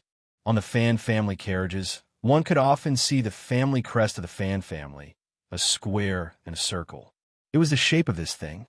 Master Fan was the Minister of Revenue and controlled the national treasury. Young Master Fan was about to go to Jiangnan to take over the palace treasury. The wealth of the kingdom of Qing was controlled by this family, and even the family crest was full of the stench of money. Money that people loved and hated. Money that could make people go to heaven and go to hell. Money that could make people laugh on a mountain of knives and dance crazily in a sea of fire. Not only did the people love money, but the court loved money even more. That was why they set up so many taxes. They wanted to scrape off 3 layers of land. As for the court of the kingdom of Qing, since the founding of the kingdom, they had begun to tax salt, iron, and tea in addition to land and corvée labor. Later, because of the sudden rise and fall of the Yi family, the palace treasury became the court's largest source of money. As for the glassware, liquor, toys, and ships produced by the palace treasury, the court naturally imposed heavy taxes. Furthermore, they were always guarded very strictly, and the Overwatch Council was in charge. So when the Chui family's smuggling was investigated by the Overwatch Council, it shocked the world. It was not until today that the people of the Kingdom of Qing knew that there was such a big gap in the palace treasury, and that the court had lost so much money in taxes. The imperial censorate was silent, and so were the officials who had been bribed by Xinjiang. But there were still some officials from different factions or with righteous hearts who began to submit petitions, asking the court to investigate the matter thoroughly. Although no one dared to mention the eldest princess name in the petitions, the spearhead was pointed directly at Xinjiang. In comparison, the young emperor of Northern Qi also took advantage of the situation. The matter of Commissioner Fan of the Overwatch Council recovering on Tsang Mountain was intentionally or unintentionally left out. Although everyone knew that Commissioner Fan was the mastermind behind this operation, making it easier for him to take over the palace treasury next year, no one dared to say anything. On the contrary, the impulsive students of the Imperial College had already begun to prepare petitions, asking the emperor to transfer control of the palace treasury to young Master Fan. Fan Xian's reputation was indeed much better than that of the eldest princess. Naturally, part of this was due to the snowy words of the past, and in recent days, rumors began to spread among the tea houses and dining tables of the capital. It was said that Xinjiang had begun to send out crazy assassins to murder young Master Fan. The efficiency of the 8th Bureau of the Overwatch Council was indeed high. Not everyone could completely understand the conflict between Fan Xian and the eldest princess. Many lofty scholars had always been puzzled as to why the people of the world were so passionate about this kind of thing, to the extent that they would not hesitate to shed blood for it. For example, Shi Chanli. Although he was now a famous figure in the entertainment industry in the capital and the owner of the Baiyue brothel, he still did not understand this point. Why was the eldest princess so reluctant to let go of the palace treasury? Recently, he had even used such ruthless methods to deal with his son-in-law. She used the Chui and Ming families to smuggle to Dongyi and even overseas. Why did she dig so much silver from the palace treasury? Over the past 10 years, where did all the wealth she had plundered go? Nurturing soldiers. Fan Xian looked at the only student by his side and explained, "The army is all the emperors and the courts. Although Yin Xiaoyi is the noble governor of the north, if he wants to do anything in the future, I'm afraid he won't be able to stand up to the emperor's edict. You know, in our country, particularly in the army, how high the emperor's prestige is. If you want to contend with this kind of prestige, there is only one thing in the world that can have a certain effect. That is money," Fan Xian said with a smile. "A large amount of money. The monthly income of the officers under Yin Xiaoyi is so high that you would probably be dumbfounded if you heard about it. It is precisely because of this that Yin Xiaoyi is able to control the military power in his hands as firmly as possible." Shi Chanli stopped copying notes with his right hand and laughed bitterly. He had entered the mountains this time because he had been entrusted by the Imperial College to write the biography of Fan Xian, the current civil official of the Qing kingdom. Ever since Fan Xian published Bang Xian's Hai Shu Hua, his position in the world of poetry in the Qing kingdom had been firmly established. Even when he left for northern Qi and brought back Master Zhuang's carriage of books, his influence spread even further. Of course, the Imperial College was proud of this young Master Fan, who had risen from the Imperial College's principal to the Ministry of Education. They did not want to miss out on this kind of resource, so they decided to write a biography of Fan Xian, which would be published by Dombo Bookstore and distributed to the world. This was to win over more students in the North and Dongyi in the coming year, and also to bring more scholars to the Qing kingdom to participate in the spring examinations. But after Fan Xian was injured, he hid in the Tsang Mountains and did not go to the Imperial College for a long time. Even Shu the scholar could not find him, so he had to use his connections here and there to find Fan Xian's only student in the capital, Shi Chanli. Shi Chanli also felt that this matter was very promising, and with the Imperial College's personal invitation, he felt that it was much more glorious than being the owner of a brothel in Baiwa Brothel. So he eagerly ran into the Tsang Mountains. He was lucky that he did not see the corpses in the snow. How could he have predicted that things would develop differently from what he had imagined? Although he had begged his teacher to stay in the study, his teacher did not talk about his life, his studies, or his poetry. Instead, he talked about the secrets of the court, such as how the Overwatch Council defeated the second prince, and why the eldest princess refused to let go of the palace treasury. Shi Chanli did not have the courage to write these things down on paper. Even if he did, the Imperial College would not dare to publish them even if they had 800 heads. He looked at his teacher and said in a chilly voice, "Teacher, these things can't be written into the biography." As for the matter of writing a biography, Fan Xian felt that it was ridiculous. He thought to himself that he was so young. Were the scholars of the Imperial College going to seal his coffin? Seeing Shi Chanli's awkward expression, he laughed and scolded him. "Right my ass." He cursed and then said, "Is the Imperial College so free that it has nothing better to do? When will they be able to sort out Master Zhuang's books? The Dombo Bookstore is waiting to open the printing, and the Emperor is also rushing them. It's not like you don't know that the Emperor wants me to sort them out within 3 years. These freeloaders only know how to flatter me and don't know how to do proper work." Shi Chanli carefully explained on behalf of the Imperial College. Master Zhuang's books have already begun to be printed in batches. Fan Xian shook his head and continued, "Then tell me about the absurd matter of writing a biography for me. Even though I've written a few poems, sung a few songs, and conversed with Master Zhuang twice in my life, don't you know that my most glorious career, the one that I'm truly proud of, is still these shady, shady things?" These words were spoken truthfully, and were even close to Rizzo's self-analysis, except there was not a trace of remorse. "What I am most proud of is killing people and using poison, not those romantic things. If you can write them, do you dare to write them?" Fan Xian stared into Shi Chanli's eyes. "If you want to write a biography for me, wait until the day I die, or when the people of this era all die. If you are still struggling to live, it won't be too late to talk about it then." Shi Chanli sighed sorrowfully. He knew that the work of writing down notes could not be completed. His teacher had already made up his mind. It would be difficult for him to convince him otherwise. However, he had already been intrigued by the court secrets that Fan Xian had spoken of earlier. Returning to his teacher's previous topic, he said, "Regarding the matter in the north, I think that General Yin Xiaoi blindly uses money to buy loyalty. Even if he wants to rebel, I don't think it will be of much use." Under the influence of his teacher for half a year, Shi Chanli was like Cece from Danzhou. He had grown a lot bolder, and his words were also a lot sharper. "The Emperor has a tight grip on the army." Fan Xian raised his eyebrows. "The eldest princess doesn't have any loopholes to exploit. She only has a trusted aide like Yin Xiaoi, so of course she has to throw out a lot of silver. Every bit of loyalty she can earn is a bit more. Although it costs a lot to raise soldiers, that is the palace treasury.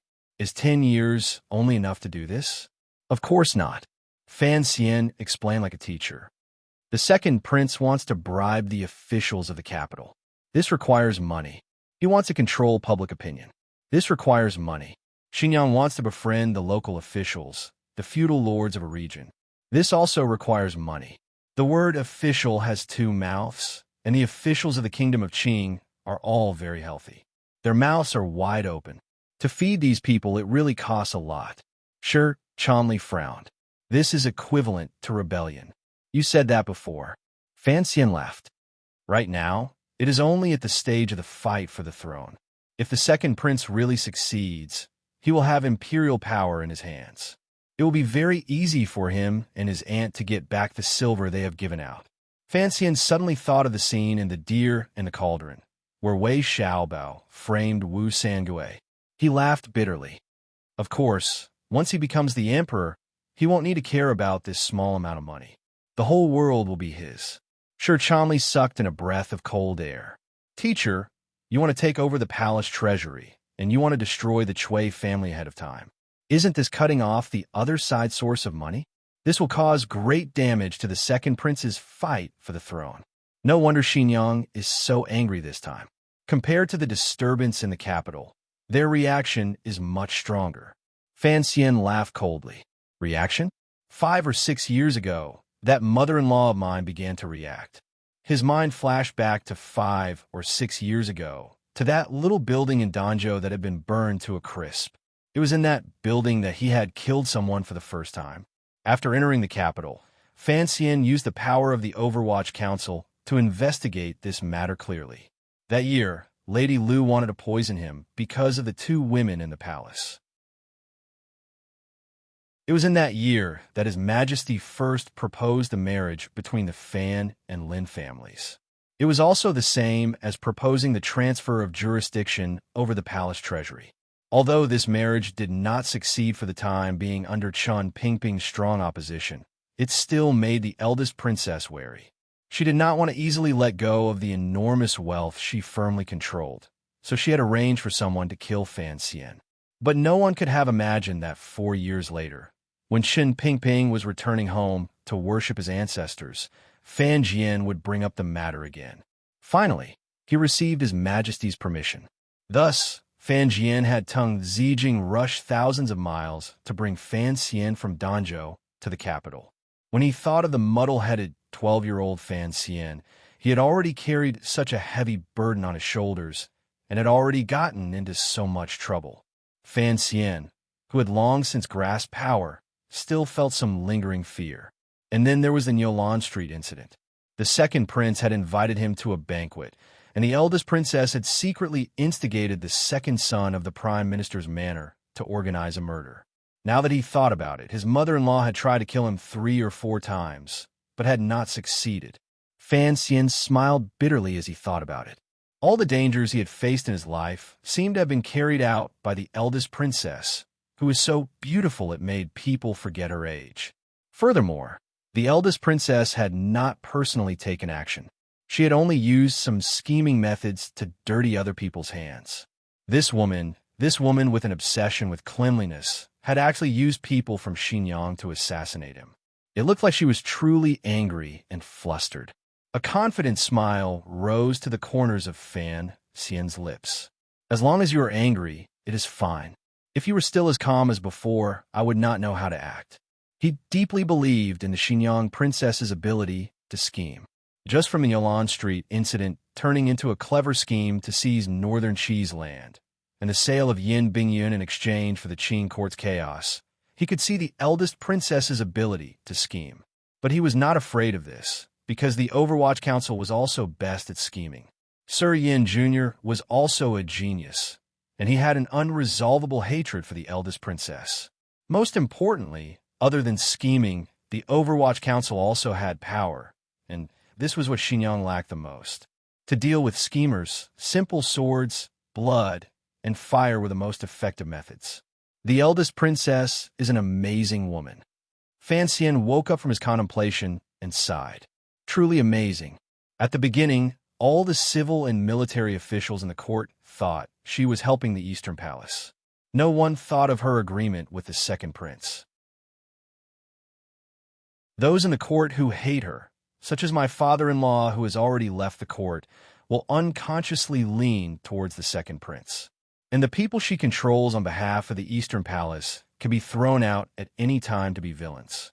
If this situation continues for another 7 or 8 years, when His Majesty is old, perhaps the second prince will really be able to enter the Eastern Palace. It's a pity she met the teacher, Sir Cholmondeley said. Fan Xian was not modest. I was just a bit lucky. And do you think the Emperor and Director Chen really don't know about this? Sir Cholmondeley was slightly surprised. Fan Xian smiled bitterly. No matter how amazing a woman the eldest princess is, in the end, she is still no match for those old fellows. I'm just a hand pushed to the front stage. Perhaps the Emperor just doesn't want the Empress Dowager to be angry. He suddenly tilted his head slightly and looked at the vast expanse of white mountains outside the glass window. With a slight sense of loss, he said, "However, among these powerful figures, the one I actually admire the most is my father-in-law, who has long left Jingdo." Sir Cholmondeley didn't understand. He had thought his teacher would say the one he admired the most was Minister Fan. Fan Xian smiled slightly. My father-in-law is known to the world as a treacherous minister, but he is actually a rare capable official. The Qing kingdom in the past few years could truly be said to be prosperous and the people at peace. Although there were small disagreements, in the end, they did not affect the overall situation. He made great efforts.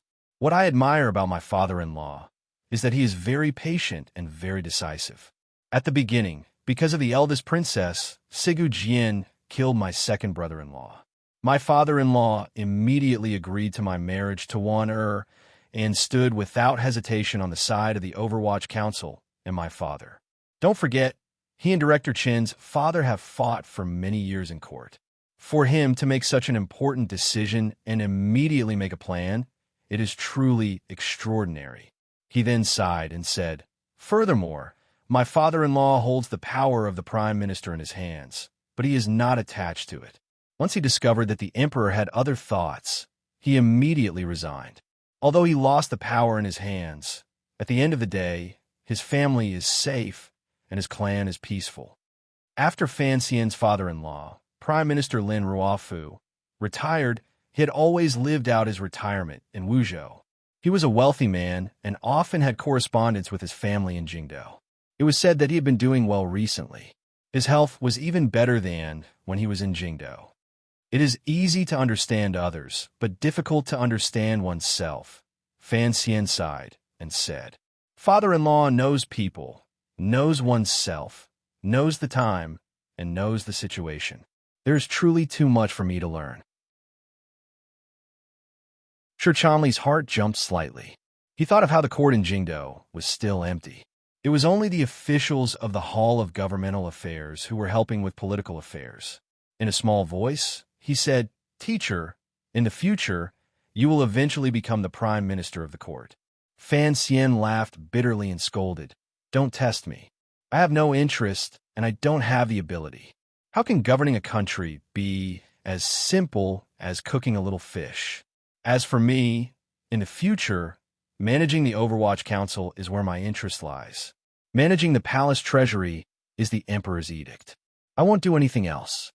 Sir Cholmondeley smiled and said, "Teacher, your words are interesting. However, just mentioning these two things is enough to make others envious. Let me tell you something. You know that after my father-in-law retires, the Emperor does not plan to re-establish the position of Prime Minister." Fan Xian stood up and leaned on his walking stick. Moving to the window, he pushed it open and smelled the cool wind coming from the snow. Faintly, he said, "The retiring master of the Bureau of Documents, Mr. Hu, has already risen by imperial edict and is coming to Jingdo."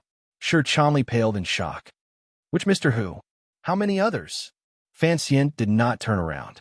Lightly, he said, "When you and I were still children, that Mr. Hu pushed hard for the improvement of literature. The Emperor has ordered him to return to the capital as a scholar. In the future, there will be no place for the Minister of Appointments, Yan Hangshu. Qinheng will also be the Jingdo garrison. The Hall of Governmental Affairs will be led by a few scholars. There is no possibility of re-establishing the position of Prime Minister." Sir Cholmondeley was silent. A moment later, he sighed lightly and said, "In the past, I only knew how to study and serve the court. Only now do I know that the matters of the court are incomparably complicated. It is not something that outsiders can guess." After a while, he became happy again. Although the things he heard today could not be recorded in history and were of no help to the Imperial College's advertising business, these secrets were never passed on. Since his teacher had told him today, decades later, if he had the opportunity to write this into the history of the country or publish a mountain-dwelling notebook of the master of Banxian's High, he would, without question, leave his name in the annals of history. Of course, his teacher had to be the victor of history. Thinking of this, he felt a faint excitement in his heart. For some reason, he heard his teacher look out the window and laugh. Do you know that Director Chen's true age is a bit younger than the emperor? Sure, Chanli's joyful heart was greatly surprised. He had once seen Chen Pingping from afar and knew that the director was old and clumsy. It looked like he was about to sink into the yellow earth. Was he younger than the emperor in his prime? Younger by a month, Fan Xian said with a not-quite-there smile. The affairs of the court are too complicated. There is too much to worry about, so it naturally becomes like this. I wonder if, in the future, I will also age prematurely. Outside the window was a bleak expanse of snow. From the end of the corridor came the laughter of girls playing mahjong. Rojia had shamelessly come again. Yiling, or that bold and thick-skinned person, had also hurried back from Dingzhou. The Fan Manor's estate in the Tsang Mountains was always lively in the winter. Compared to last year, it seemed that only the little fatty in northern Qi was missing. Fan Xian narrowed his eyes and welcomed the cold wind that blew against his face. In complete contrast to the joyous mood at home, he was silent. Working for the emperor in this shitty court, just like Chen Pingping, was truly a very exhausting job. Everyone seemed to have a few faces at the same time. No one knew what kind of cards each person held in their hands. Fan Xian didn't know what other people's trump cards were, so he always held his trump cards tightly in his hands and would not easily play them out. Following a rustling sound, Deng Ziyu, draped in a black snowy robe, came to the front of the house. He was about to knock on the door when he found that the window was open. Commissioner Fan was waving at him. He was slightly surprised and walked over. In a low voice, he said, "The follow-up people from Xinjiang have already retreated. The director sent Zhong Jue to follow them." Fan Xian nodded. The official called Zhong Jue and Wang Qinian were known as the Two Wings, and they were best at tracking. Fan Xian was not worried about his safety. Seeing the paper bag in Deng Ziyu's hand, he very naturally extended his hand. Inside the paper bag was the analysis of the intelligence reports drawn up by the Third Bureau, as well as the correspondence. Deng Ziyu's expression became somewhat strange. He chuckled and said, "There's a letter from the north." Fan Xian was surprised, but immediately understood. He laughed and scolded, "You're a man. Don't learn from those women's mouths." Deng Ziyu handed the paper bag to him, covered his mouth, and turned to leave. Looking at his subordinate's comical appearance, Fan Xian could not help but laugh again. Using the excuse that someone needed to watch over the capital, he chased Shi Chanli out the door. Only then did he break open the fur seal on the outside of the large paper bag and pull out a stack of letters. He flipped through them and, not surprisingly, found Haitong's letter. Deng Ziyu's strange behavior earlier was naturally because of this letter. The Overwatch Council seal used rosin and silver cinnabar. They did not use lamp coal, so the safety factor was higher. Furthermore, the envelope was specially seamless, so there was no need to worry about someone deftly opening it on the way.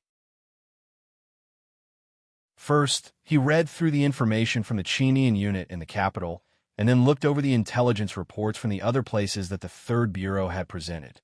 Fan Xian nodded with satisfaction. Progress in each place had been smooth. Yin Bingyun had acted very quickly, and the Cui family would not be able to escape. The news had spread to Jiangnan, and even the Cui family's in-laws, the Ming family, had begun to move their wealth and goods. This move of striking the mountain to scare the tiger was beginning to take effect. Finally, He glanced at the council reports and picked up the letter that Haitang had sent. This had always been his principle. When doing things, he should put the public first and then the private. But after he finished reading Haitang's seemingly ordinary letter, he regretted that he had read it too late, even if it was only for a short while. Because the contents of the letter were too shocking. Fan Xian's slender fingers gripped the thin paper, and he could not help but tremble. His expression was serious.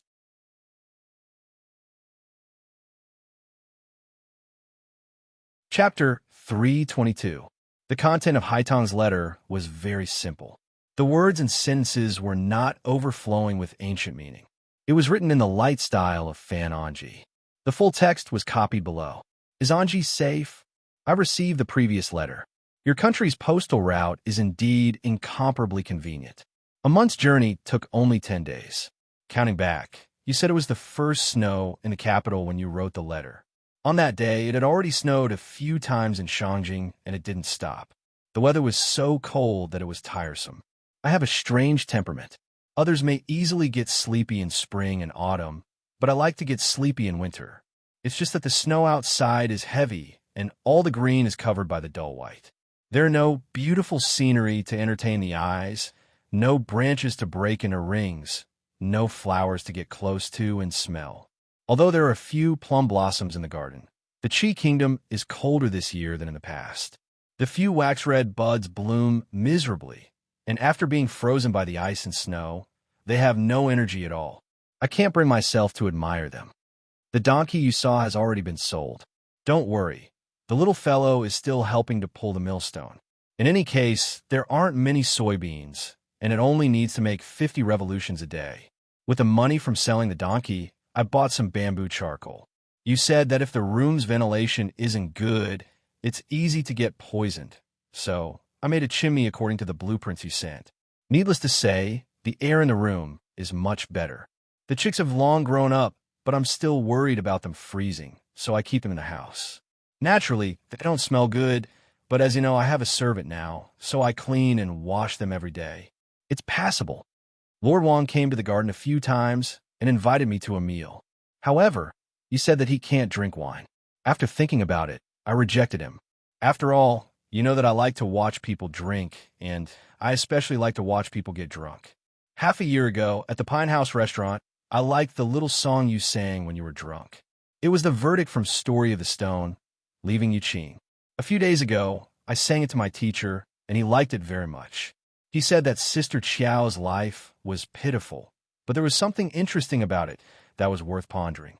That day, the wind and snow outside the house were very heavy, and the chill invaded the house. Teacher and I sat across from each other, drinking tea and laughing as we talked about the affairs of the ruler. I don't know why, but I thought of the days I spent with you in Shangjing a few months ago. It was clean and natural, and the feeling was extremely beautiful. It was as if I saw you, that bright moon, that small temple, that ridge of fields, and you ran out of the ridge in a sorry state. Right, there's a piece of news that shocked me. I heard that Lord Xiao's remains were discovered in the cliffs of the Western Mountains. Although he's already been buried, I thought about how you once traveled north with this old man. So I wanted to tell you, so that you can rest at ease. When Fan Xian saw this, he only felt that it was a little strange. It seemed that there were many hidden meanings in the village girl's words, but he was so shocked by his brother's pitiful life that he laughed in spite of himself and didn't notice. Immediately after, he was pleasantly surprised by Haitang's words.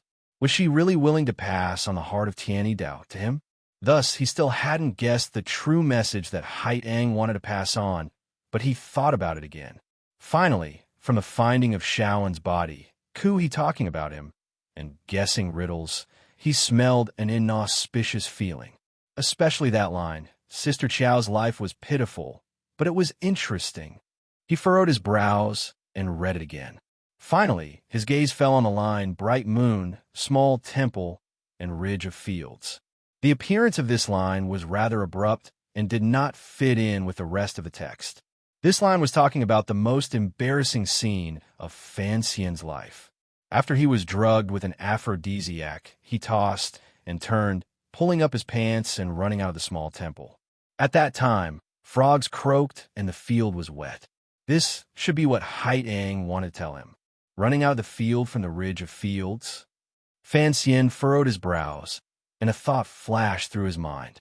He put aside the 3 useless words about drinking in front of the bright moon temple and only looked at the last line.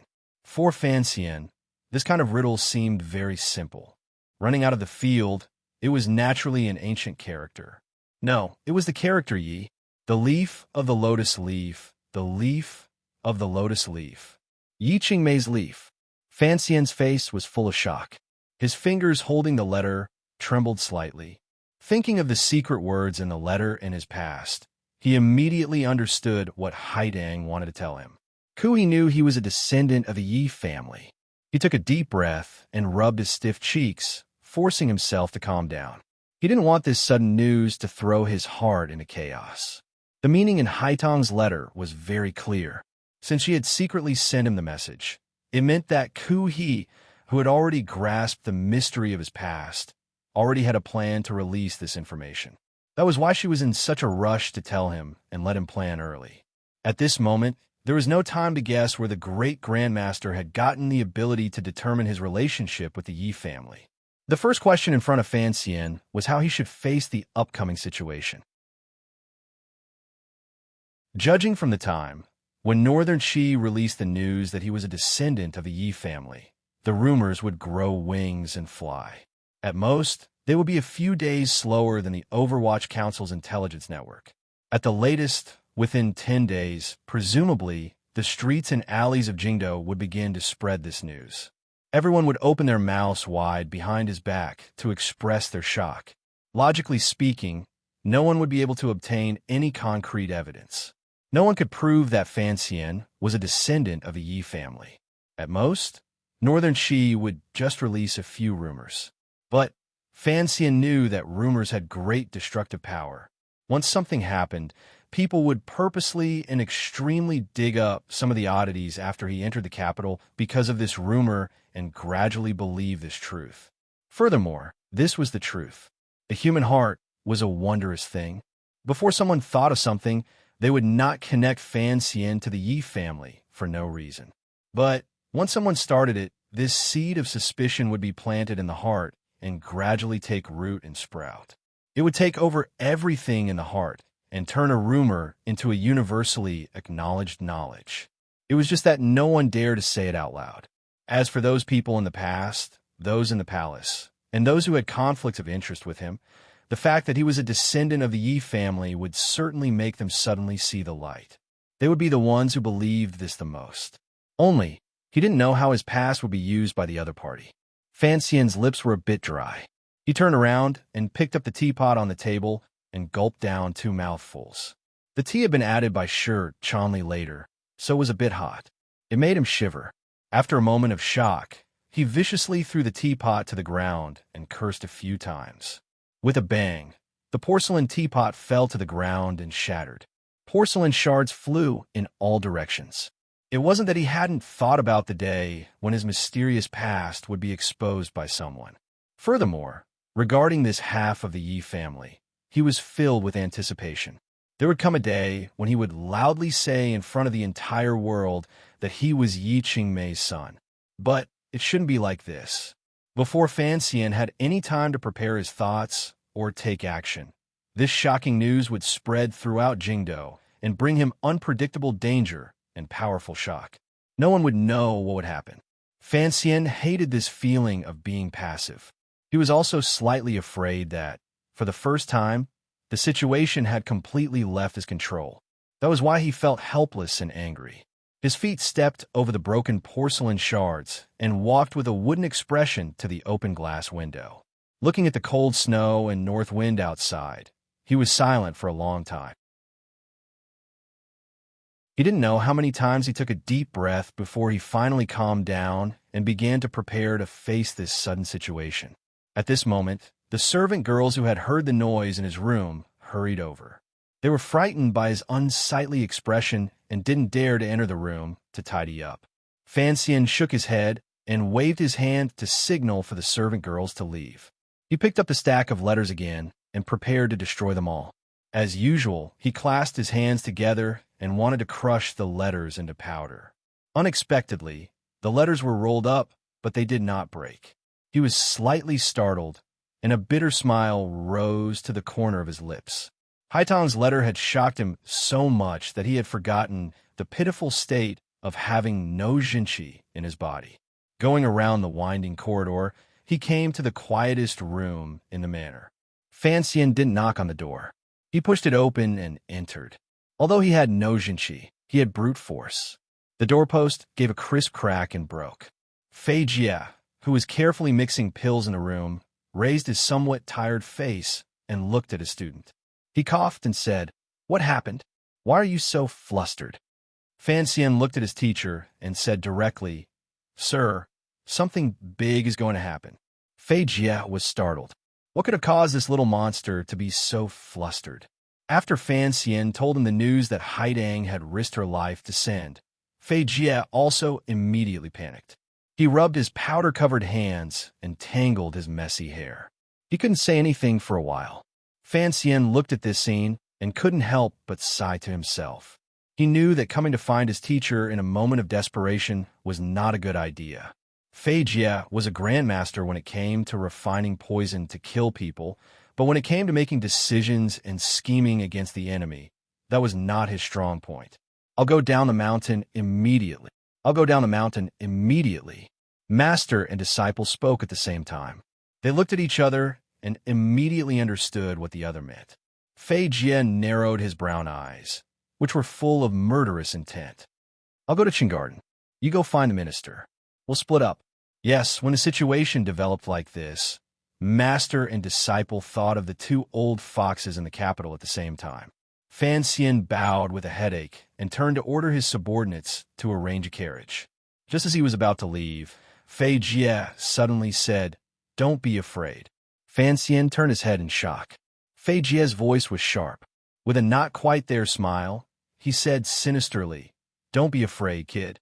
What happened a dozen years ago will not happen again. Master and disciple can poison tens of thousands of people to death and then kill our way out of the capital. Who can stop us?" Fan Xian shivered. His teacher was indeed looking out for him, but he was afraid that he was not as ruthless as him. There was no time to say anything to the girls in the manor. They only said goodbye to Cici, who was embroidering. Fan Xian and Fei Jie split up into two carriages and followed the difficult snowy mountain road down Song Mountain. Along the way, the wheels of the carriage crushed countless pieces of ice and rolled up a few threads of cold mud. The guards in charge of protection were split into two groups. Half of the swordsmen of the 6th Bureau followed these two people down the mountain. Gouda and the Tiger Guards were carefully left on the mountain by Fan Xian. In the evening, the carriage Fei Jie was entered the manor on the outskirts of the capital, which was even more magnificent and noble than the royal palace under tight security. Old Fei, the old servant guarding the door, saw Sir Fei disembark from the carriage with a cold expression. He couldn't help but feel confused. He wasn't sure what had happened.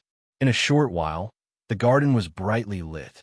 Fei Jie and Chun Pingping in the wheelchair walked out of the garden gate with serious expressions. Under the protection of the attendants, they climbed into the carriage. Entering the palace, Chun Pingping said coldly. However, as soon as he finished speaking, his expression immediately softened, and he said softly, "And here I was wondering how important the matter was for the two of you to be so flustered." Fei Jie rubbed his hands together in shock. "If this isn't a big thing, then what is?" Chun Pingping gently stroked the smooth handles of the wheelchair and laughed mockingly. "You old man, you're soaking in medicine every day. It's one thing if you don't understand at once, but Fan Xian disappoints me greatly. As long as you pay a little attention, you'll know that this matter is not a problem. Never mind, child. This matter has been suppressed in his heart for too long. Now that it has been exposed by someone, it's inevitable that he will feel some fear." The carriage rattled toward Jingdou. In a short while, it passed through the city gates. The gates were not yet closed.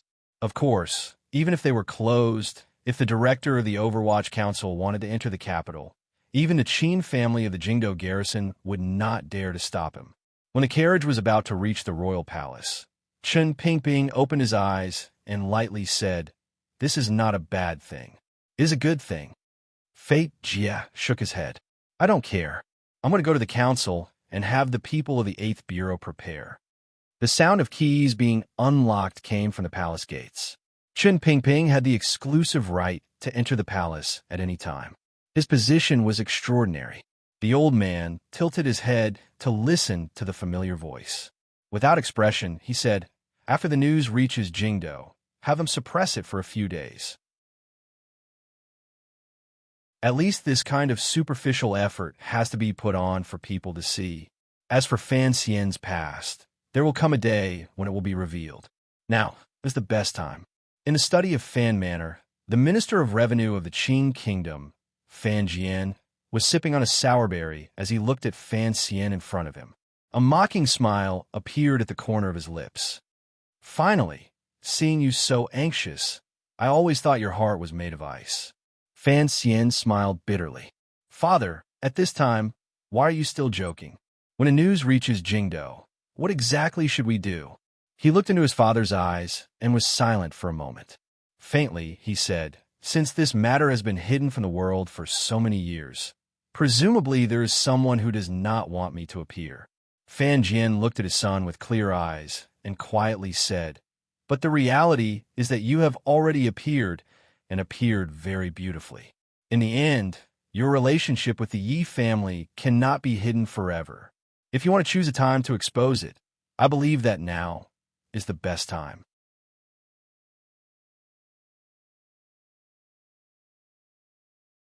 Chapter 323. The best time. Fan Xian looked at his father in confusion. For some reason, seeing his father so calm, his mood also relaxed. He was no longer as anxious as he had been in the mountains. He laughed self-mockingly, tossed aside the crutch under his arm, and sat down in the chair. "Be careful of your wound."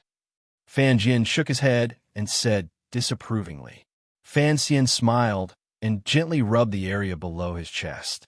There was a faint pain inside, but with Sir Fei's skillful nursing, it was more or less healed. "Tell me, what exactly are you afraid of?" Fan Jian gently stroked the long beard on his chin. The minister, who had always been upright and serious, finally revealed a sense of confidence and confidence. Fan Xian was startled.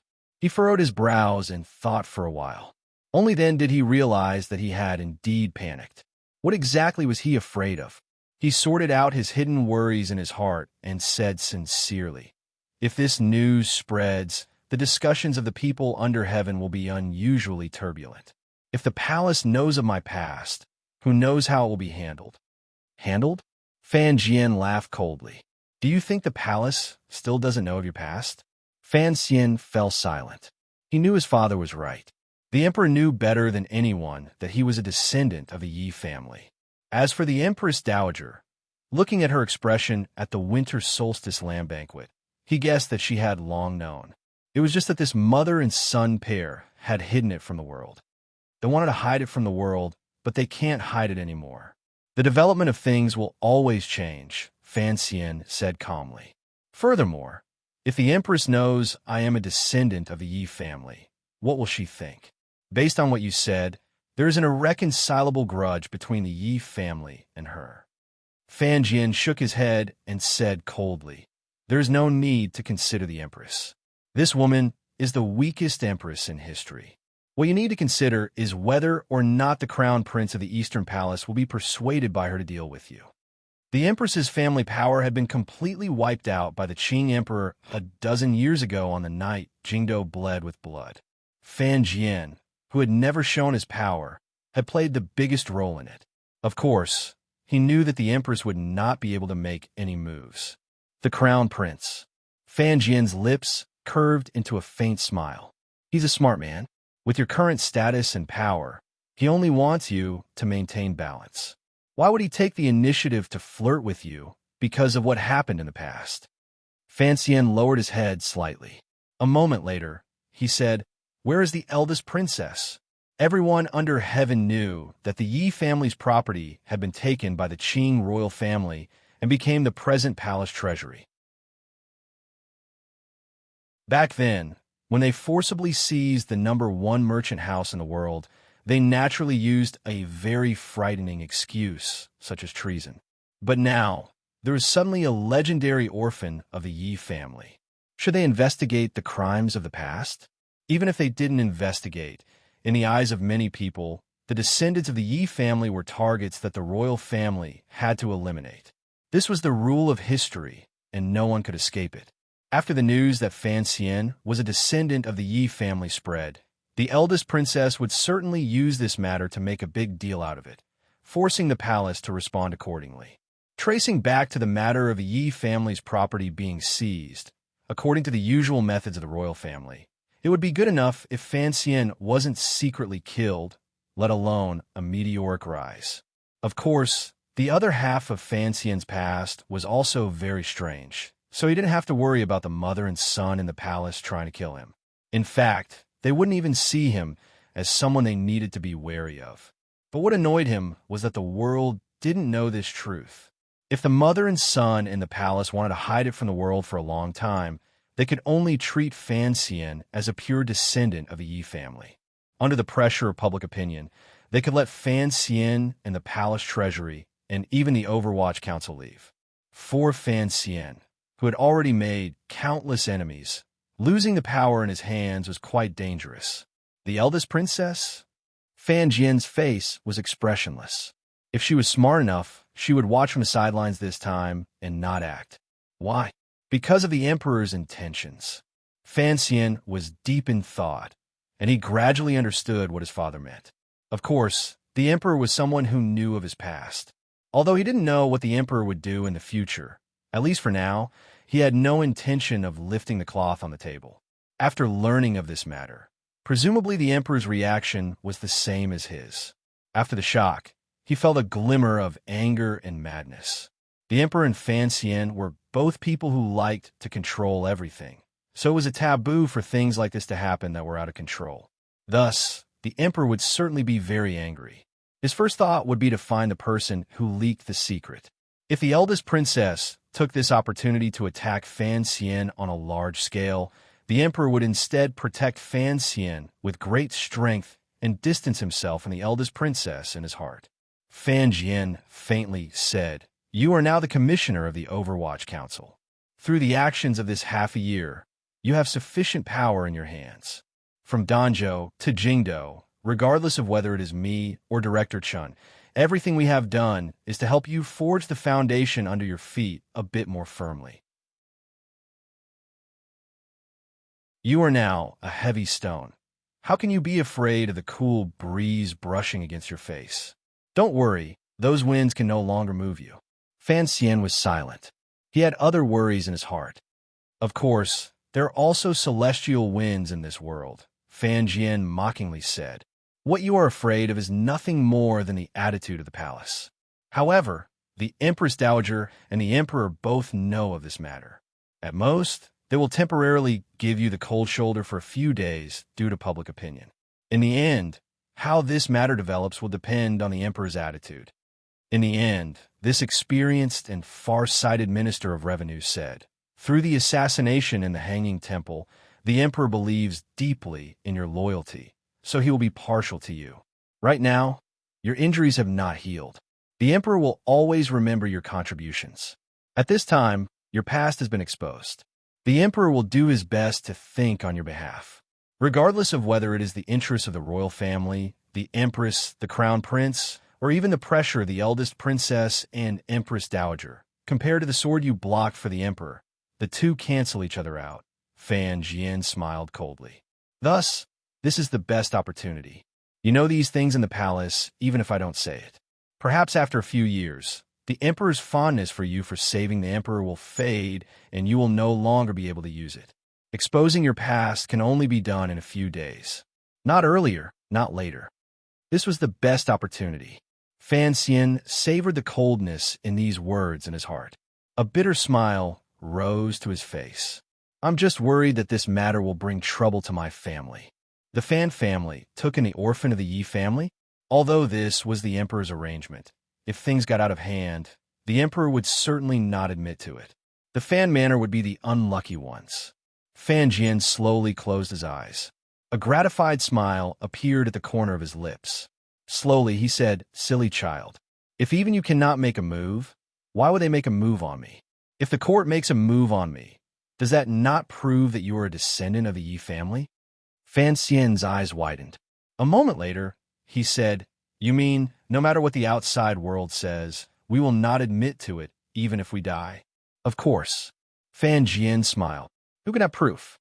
Fan Xian sighed. "What a shame. I originally thought that since there would not be any repercussions, I could use this opportunity to reverse the verdict for the Yi family." Fan Jian laughed loudly. "No wonder you were so nervous earlier. You had big plans. Child, why must the cases of this world be overturned in the open? A dozen years ago, the emperor had already overturned the case for the Yi family once. This is just the aftermath." Fan Xian shook his head. Lowering his voice, he said, "The matter of being a descendant of the Yi family should not scare me. It's just," he was going to say that he was worried that the eldest princess and others with ulterior motives would guess that he carried royal blood. But just as the words were about to leave his lips, he suddenly realized and stopped. Regarding his relationship with the emperor, Fan Xian and his father had never talked about it directly. All this time, father and son had wisely not brought it up. They did their best to maintain the current harmonious scene. Fan Jian understood what his son wanted to say. He fell silent. After a long time, he sighed. "That matter, you should hide it in your heart. As for whether or not other people can guess it, what does it matter? I will say it clearly. Director Chun has probably been happily waiting for this matter to happen. After the rumor reaches Jingdo, he will certainly use the power in his hands to forcefully suppress the rumor and thus confirm this rumor. Then, he will wait for the people under heaven to gradually guess your past. At least, he will let the people under heaven get used to the rumor of your past." Fan Xian was silent. He knew his father's calculations were very reasonable. The old cripple's way of doing things was obvious.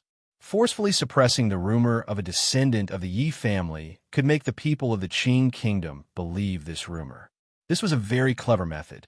As for the matter of him being the emperor's illegitimate child, what exactly does Qin Pingping want to do? Fan Xian's mood suddenly became very tired. He asked his father weakly, "I don't know." The minister, who had never displayed his strength or intelligence, slowly said, "You should have guessed that Director Chun and I have never thought the same way. On the matter of you, I have argued with him for many years. Furthermore, I don't have the habit of trusting him. Strangely, he also doesn't seem to trust me. On the contrary, he and I trust you a bit more."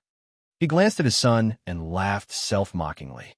"In the end, it seems that he still won and successfully dragged you into this mess."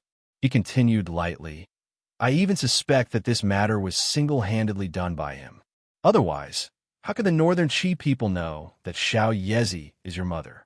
Of course, you don't have to worry too much right now. Presumably, Director Chun has already entered the palace to help you plan the end of this matter." Father and son fell silent. After a long time, Fan Xian suddenly and thoughtlessly said, "Sorry, father." It was a very unreasonable apology. He didn't know what he was apologizing for. Was he apologizing for the fact that, in the end, he had taken over the Overwatch Council and was forced onto the path of power struggle? Was he apologizing for not choosing a more peaceful life like his father? Or was he apologizing for his strange past and bringing unknown danger to the Fan family? Or was he apologizing on behalf of his mother to his father? Or, sorry, I really want to be your true son. It's just that my mother won't give me this opportunity." Minister Fan was guessing whether or not Qin Pingping had used Fan Xian's injuries to save the emperor. This was the best opportunity to expose his identity as a descendant of the Yi family. At the same time, deep in the palace, Qin Pingping was also endlessly guessing who had suddenly created this mess. Politicians did not care much about those things in name. So these two old foxes only hoped that Fan Xian could live a happy life and hold power in his hands. They did not think that Fan Xian had to return to the Yi family in a proper manner. The only people who know of this matter are me, Fan Jian, Madame Fan, His Majesty, and Fei Jie.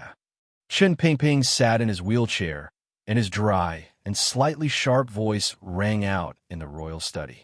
His Majesty said earlier that the Empress Dowager found out about this matter after the spring imperial examinations. That means that there were only 6 people. In my opinion, none of these 6 people could have leaked it. The Emperor slowly turned around.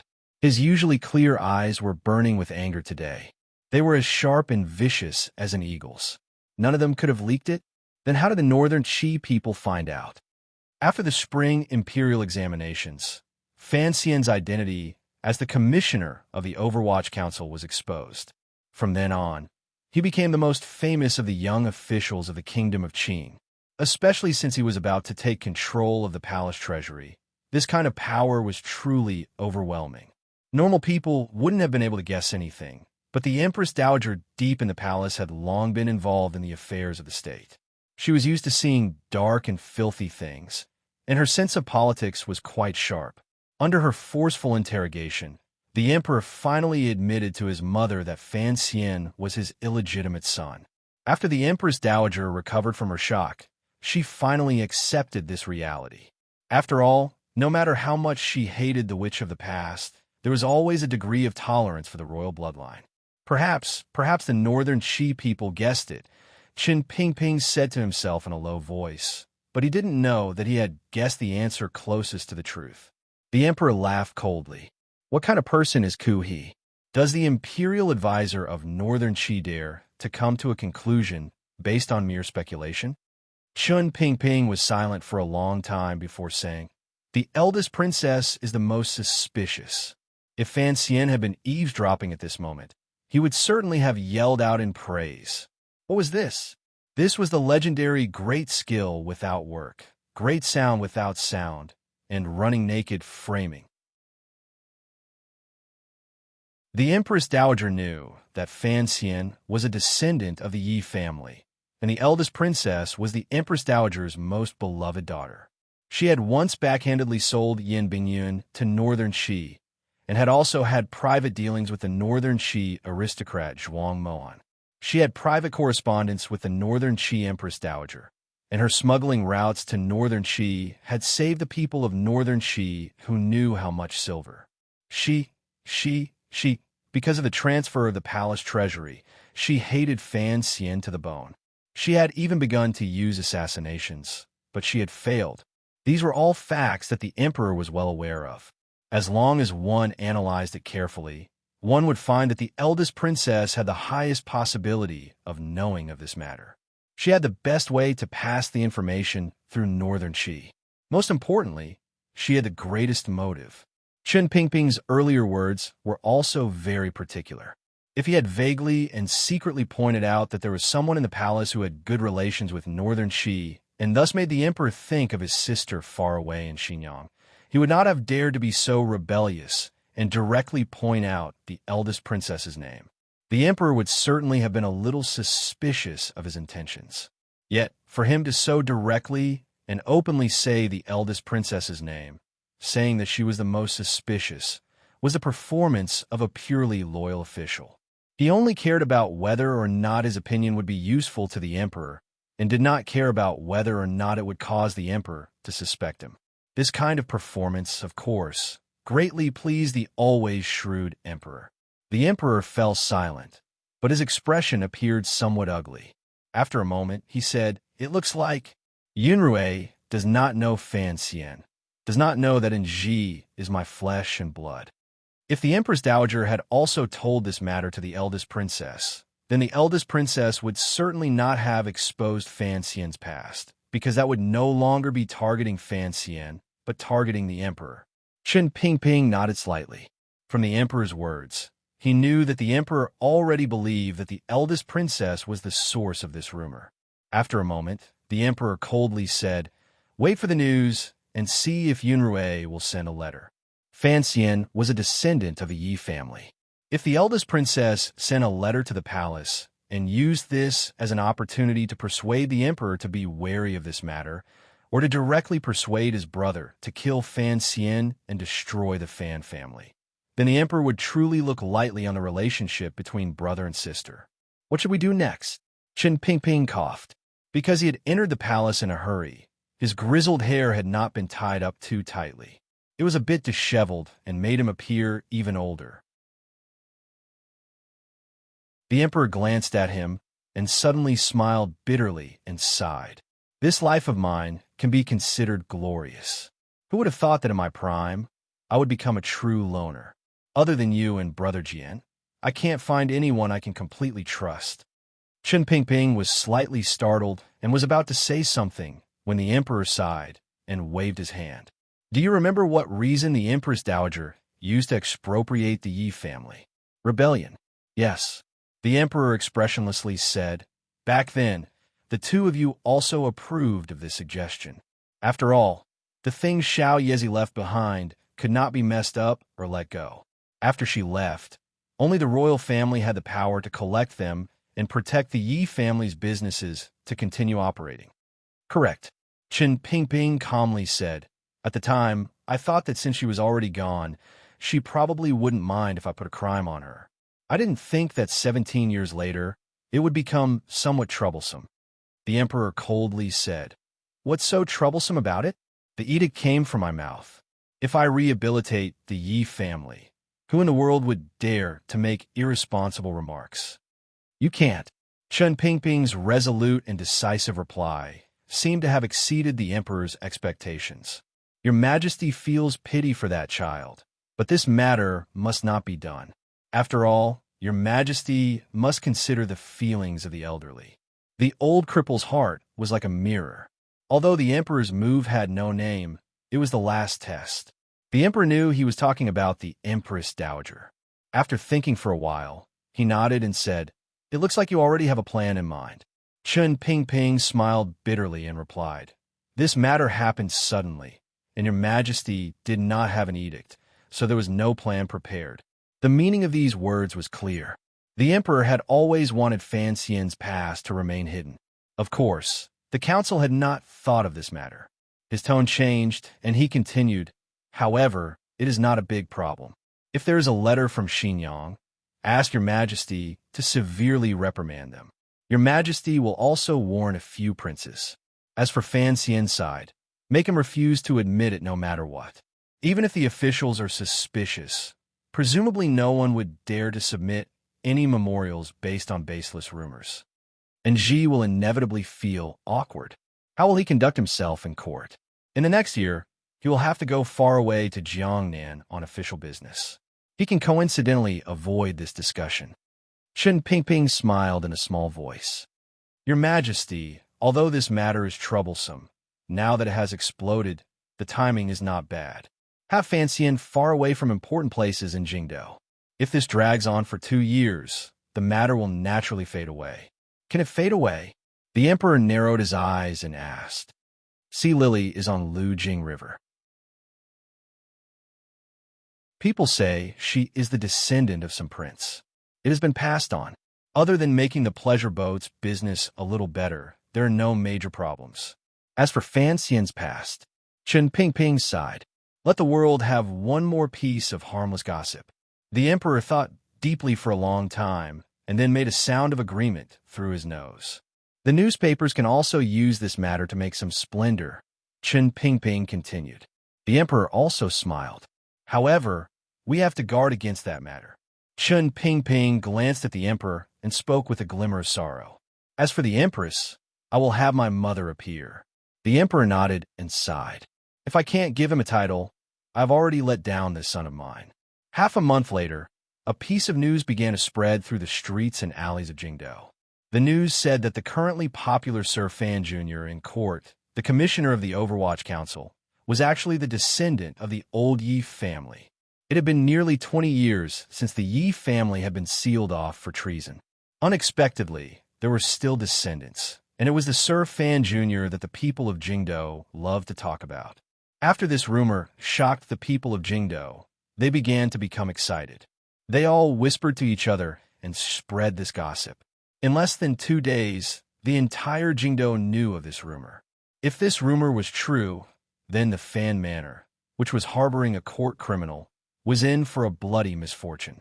The officials of Jingdo, who had been greatly offended by Fan Xian, began to excitedly plan an attack. Of course, under the circumstances that the palace had not spoken, these officials did not dare to act on their own. After all, it was only a rumor and there was no proof. Thinking of how Fan Xian would rather give up a generation of literary fame to enter the Overwatch Council and take over the palace treasury that reeked of money, the people of Jingdo and officials all began to mutter in their hearts. They began to believe the truth of this rumor a little more. Unexpectedly, the palace maintained its silence. It was as if no one had heard of this matter. However, the Overwatch Council began to move. Risking the danger of being scolded by the imperial censors, the 8th Bureau began to arrest the common people in the restaurants and tea houses who dared to spread the rumor. In the afternoon, in Esher Tavern, the customers in the tavern looked at each other. They were all people of some status, but they did not expect the officials of the 8th Bureau of the Overwatch Council to be so unreasonable and arrest the 2 scholars who had been spouting spittle. From the reaction of the Overwatch Council, people increasingly believed that Commissioner Fan must have had some connection to the old Yi family.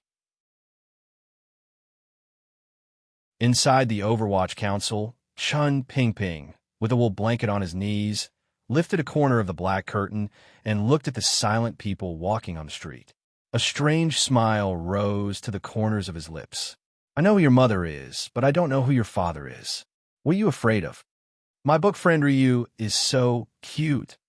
A few days ago, my stomach was in so much pain. After reading that post, I laughed until my stomach hurt even more."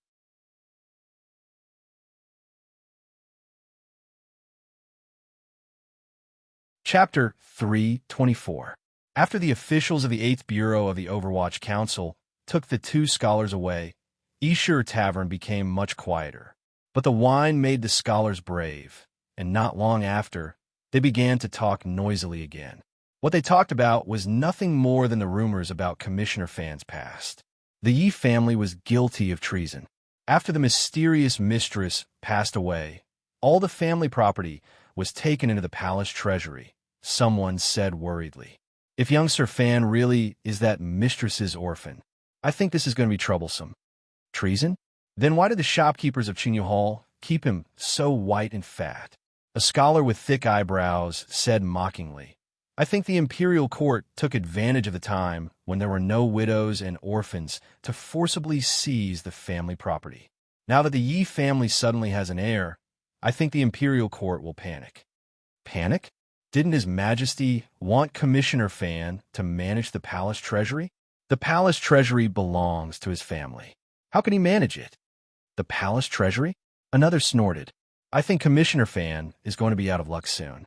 The shopkeeper wiped his cold sweat and came over. "Gentlemen, can you keep your voices down? If the men of the Overwatch Council hear this, how can I keep my little shop open?" The shopkeeper of Esher Tavern rarely came out to see guests, but today he came upstairs. A few familiar guests stood up to greet him. The shopkeeper looked around and listened to the drunken gossip. Esher Tavern was the property of the Chui family. Recently, the Chui family was on the verge of collapse.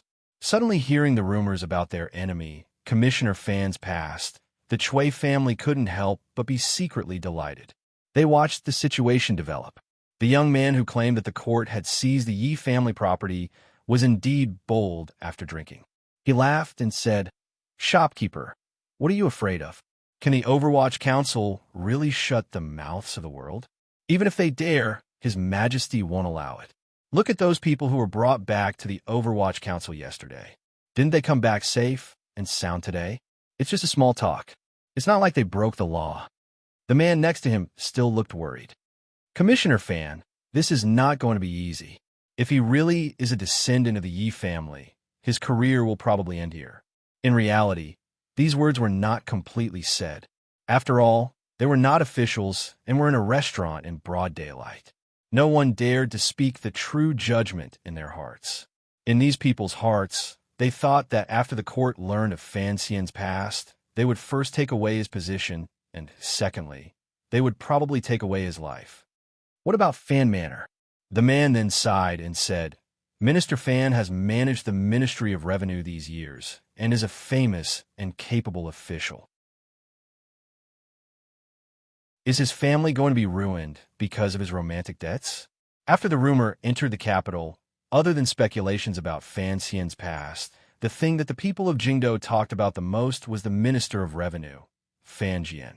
They talked about how he had tricked the mysterious mistress of the Yi family into his hands, and how he had caused her to secretly bear a child. Everyone knew that Minister Fan had been a dissolute ace on the Lu Jing River, but they did not expect him to have the ability to attract the mistress of the greatest merchant in the world. But as the rumor spread, the young ladies and pretty daughters of humble families had developed a completely different feeling about Minister Fan. Back then, the Yi family had committed a great crime of rebellion. Fan Jian, who was a low-ranking official at the time, had been able to keep the child he had with that woman alive and had not been discovered by the people of the palace. He had taken great risks to raise the child for so many years. This story seemed to be enough to be rewritten into a novel, and it had the potential to become a popular romance novel. Until now, people seemed to finally understand why Fan Jian had kept Fan Xian in Danzhou for 16 years and had not allowed him to enter the capital. Seeing the panic of the 8th Bureau of the Overwatch Council, people knew that this rumor must have been very accurate.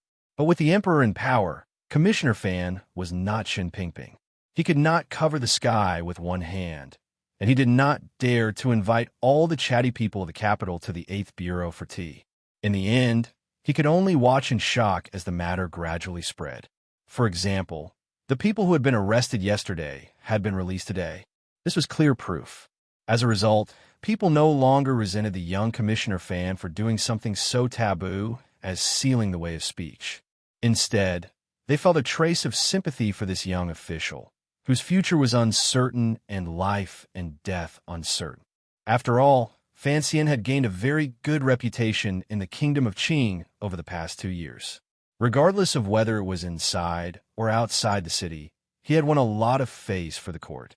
Thinking of his imminent misfortune, the common people still had some feelings for him, especially when they thought of his mother, who had disappeared without a trace because of a groundless case of rebellion. The Yi family? Which Yi family? At this time in the restaurant, a young man suddenly asked stupidly. He had been listening for a long time, but he still did not know the origin of the Yi family, which was related to Sir Fan Jr. After all, the events of that year had happened too long ago. Time flowed like water, and too many people in the kingdom of Qing had almost forgotten that shining golden name. You don't even know the Yi family? Some of the older people began to laugh disdainfully. As expected, there were just some kids who hadn't even fully grown their beards. They didn't even know the once illustrious Yi family, and yet they all felt the need to teach the other a lesson. The Yi family was the greatest merchant in the world back then, the middle-aged man leisurely said. It was the Yi family that made glass and sold it as silver. Someone objected, thinking that this point was not made clear. The Yi family that made soap and perfume. Oh, the perfume has been discontinued for over a decade. You probably haven't had the luck to smell it. The Yi family, the only family that can make strong alcohol. Someone else added, the Yi family that provided a large portion of the military equipment for the court back then. Do you know the palace treasury? Do you know where the Qing kingdom spends so much silver every year? The middle-aged man laughed mockingly. The palace treasury earned it from northern Qi, from Dongyi, and even from the sea. And what is the palace treasury? Isn't it the property of the old Yi family back then? The young man who had asked the question was flabbergasted. He opened his mouth wide and said, "My God, that's amazing." The bravest scholar, who had pointed directly at the court and seized the family property, shook his head and laughed coldly. If the Yi family was only a merchant, how could they have developed to such a scale back then? If they were only a merchant, how could they have been destroyed? The middle-aged man asked curiously, "Oh, perhaps you know some news." The Yi family. The scholar shook his head and sighed. Rumor has it that they have a close relationship with the Overwatch Council. When the Overwatch Council was first established, it was said that all of the income was provided by the Yi family. Of course, this is only a legend. The middle-aged man was silent for a moment. Suddenly, a light flashed through his mind. He said to the people around him, "Everyone, do you remember the stone tablet in front of the Overwatch Council's door?" Everyone nodded. Suddenly, their expressions changed as they thought of something. They all cried out in surprise. Could it be that the person called Yi Qingmei was the mistress of the Yi family? The scholar's expression also changed slightly. He sighed. No wonder Sir Fan Jr. would rather give up his noble and scholarly reputation and sully his body to work in the Overwatch Council. I'm afraid he knew about this. He said with surprise.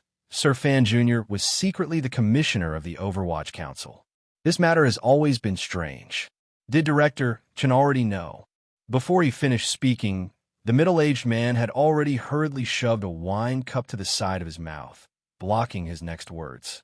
After a moment of shock, the scholar also felt a lingering fear.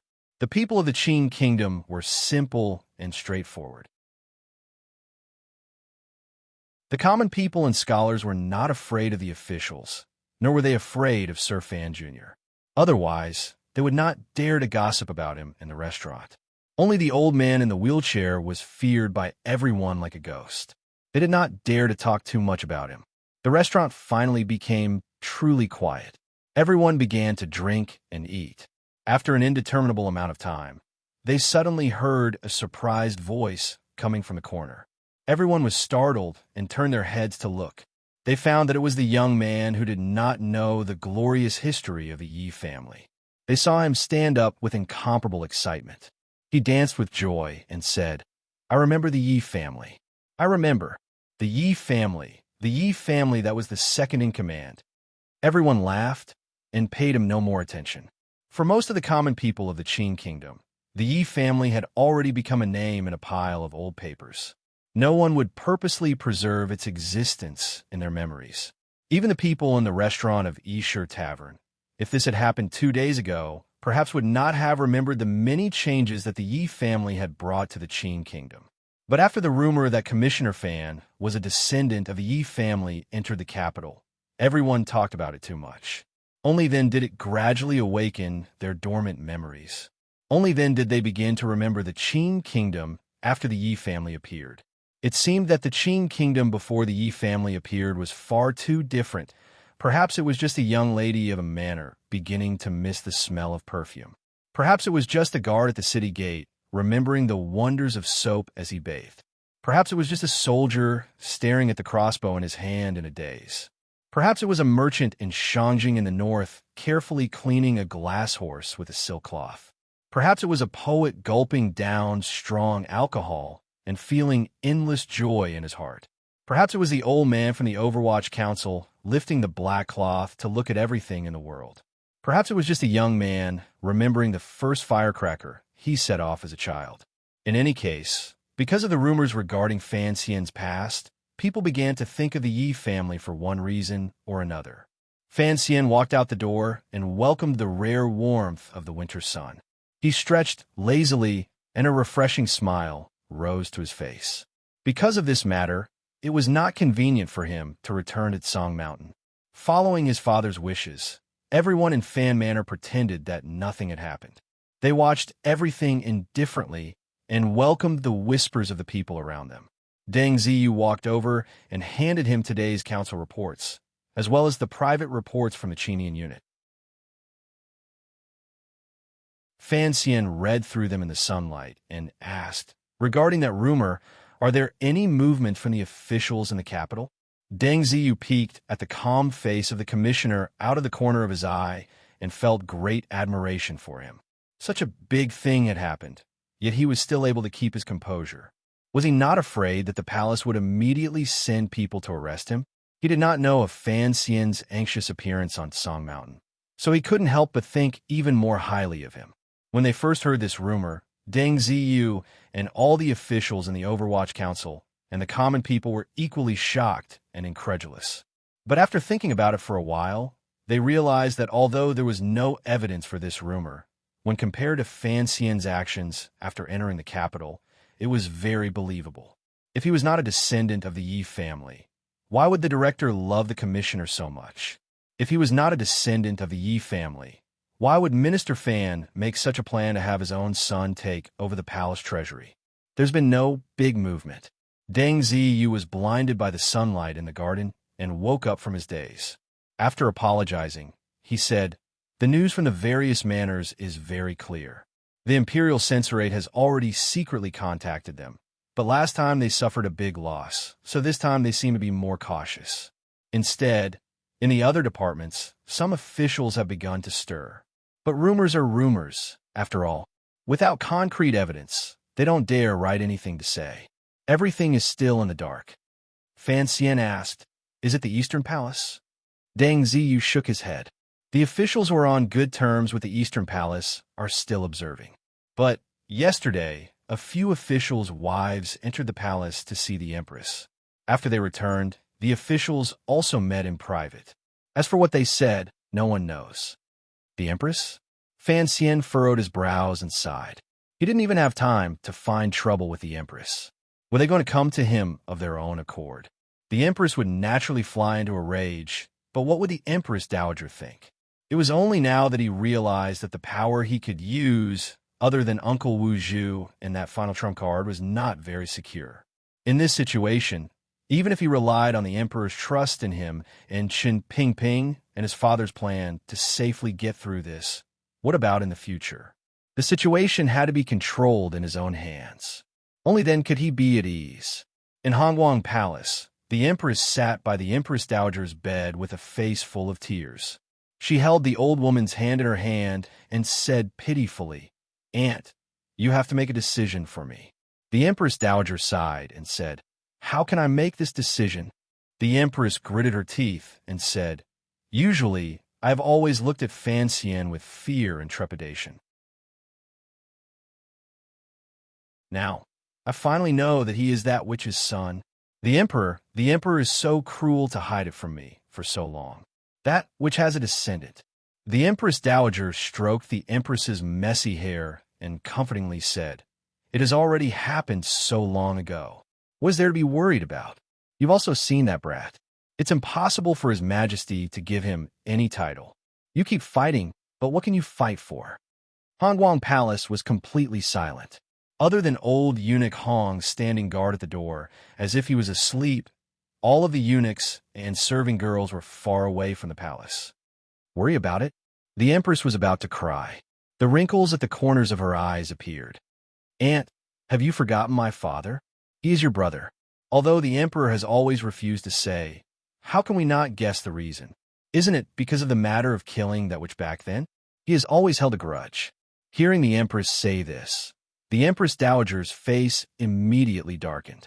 She struggled to sit up from the bed and said in a stern voice, "Shut up. In this palace, you should call me Mother Empress, not Aunt. You still have the face to talk about what happened back then? I don't know what kind of jealousy you ate to actually incite your own father to do such a thing, to kill off the entire family. The Emperor only told me a few months ago that if Fan Jian's family had not been quick to act and sacrifice dozens of lives, not only would you have killed that woman, you would have also killed Fan Xian." The Empress Dowager moved her face closer to the Empress and coldly said, "Don't forget, although Fan Xian is that woman's son, in his bones flows the Emperor's blood. No matter where he is still the flesh and blood of the royal family. If you want to kill him, you have to ask me what I mean." The Empress shivered in her heart, and endless fear surged out. She looked dumbly at the Empress Dowager's righteous and awe-inspiring face and thought, wasn't it the Empress Dowager's tacit consent for us to kill our way in a Taiping courtyard? Why are you not willing to admit it now? Seeming to guess what the Empress was thinking, the Empress Dowager's expression relaxed slightly. She lightly said, "There are some things that must not be said. Take it with you into the earth."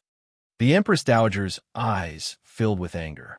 She looked at the Empress Dowager without a sound and rudely said, So even the proper Empress Dowager is afraid of her own son." The Empress Dowager's cold gaze stared at the Empress's face and said, word by word, "It is not fear, it is love. I cannot bear to see the emperor as grief-stricken as he was in the past, and I do not want another night of Jingdo's blood to flow. The royal bloodline has always been thin, and most of the nobility have already been lost.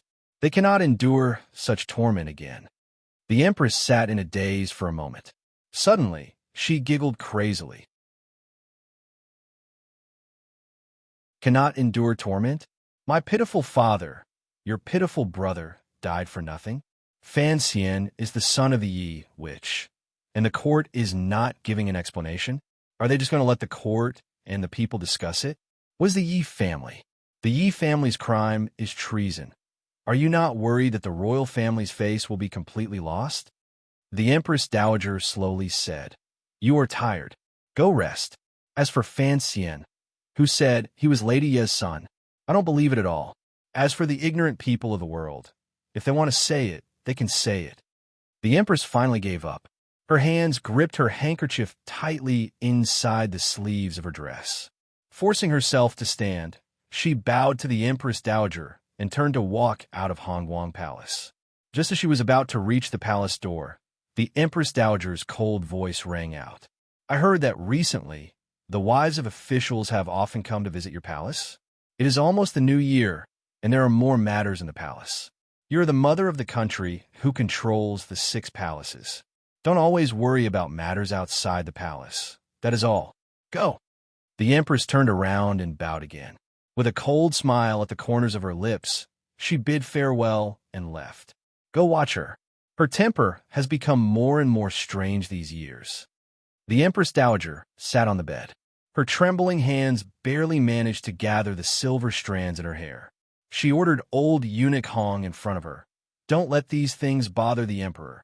Old eunuch Hong made a sound of assent and left Hongguang Palace like a ghost. The palace door creaked. The eunuchs and serving girls who had received the order quickly entered to serve the Empress Dowager. The little hand of the serving girl holding the comb slowly and carefully moved through the silver hair. The Empress Dowager suddenly huffed coldly and slammed her palm on the table. The serving girl combing hair was startled by this sound. Her hand shook and pulled out a few strands of silver hair. She looked at the hair on the comb and was frightened out of her wits. Without thinking, she knelt down and repeatedly kowtowed, not daring to say anything. Rise, the Empress Dowager said with her eyes half closed. I am not an old creature who cannot tolerate people. She forcefully suppressed the anger in her heart, but she could not calm it for a long time. The emperor had asked her to suppress the empress because after the night of bloodshed in Jingdo, most of the people related had died. Only the empress knew the true relationship between the Yi family girl and the emperor. Only the empress knew Fan Xian's true identity. If the empress was allowed to do as she pleased, no one knew what those princes would do after they woke up from their fright. Thinking of the Yi family, the Empress Dowager's temples began to throb. A bitter pain began to spread. The Empress Dowager had always thought that the Yi family girl was a curse that would linger around the Qing royal family for countless years. Unexpectedly, this thought had been imprinted on her. She had left a child for the emperor. The Empress Dowager had enough power to deal with this matter. Otherwise, the Yi family would not have been destroyed back then. The old woman's impression of what happened back then was bad enough. After she learned the truth from the emperor's mouth, she remembered that Fan Xian's mother's surname was Yi. Her head began to burn with pain. Thus, when Fan Xian entered the palace a number of times, she avoided him. She could not guarantee that she could show the benevolence that an Empress Dowager should have. When it came to how to deal with Fan Xian, there was a world of difference between her and the Empress's thinking. For the Empress, Fan Xian was, first and foremost, a Yi family girl and the son of her mortal enemy. In the Empress Dowager's eyes, no matter how wrong the Yi family girl was, how many crimes she committed, and how evil she was in the court, the son she gave birth to was, after all, the blood of the royal family. He was her own grandson. Late at night, after confirming that old eunuch Hong had already returned to the small room outside Hongguang Palace, the pale-faced empress gently bit her lip and gave a meaningful glance to her serving girl. In a moment, the crown prince of the Eastern Palace, who had recently appeared steady and had not made any mistakes, arrived in front of her and bowed in greeting. He didn't know what the Empress was saying. He only heard her lowered voice become more and more urgent, but the Crown Prince shook his head the entire time. Mother and son faced each other in silence. A moment later, the Crown Prince quietly comforted, "Mother, even if Fan Xian is a descendant of the Yi family, so what? He is nothing more than a merchant." "Merchant?" The Empress smiled coldly. "Do you think that woman is a normal merchant? She is a demon." The Empress stared at the Crown Prince and said in a cold voice, "Fan Xian is your father's son. If you want to know what happened next, please log on to www. See him if you. Calm. There are more chapters. Support the author. Support the original reading."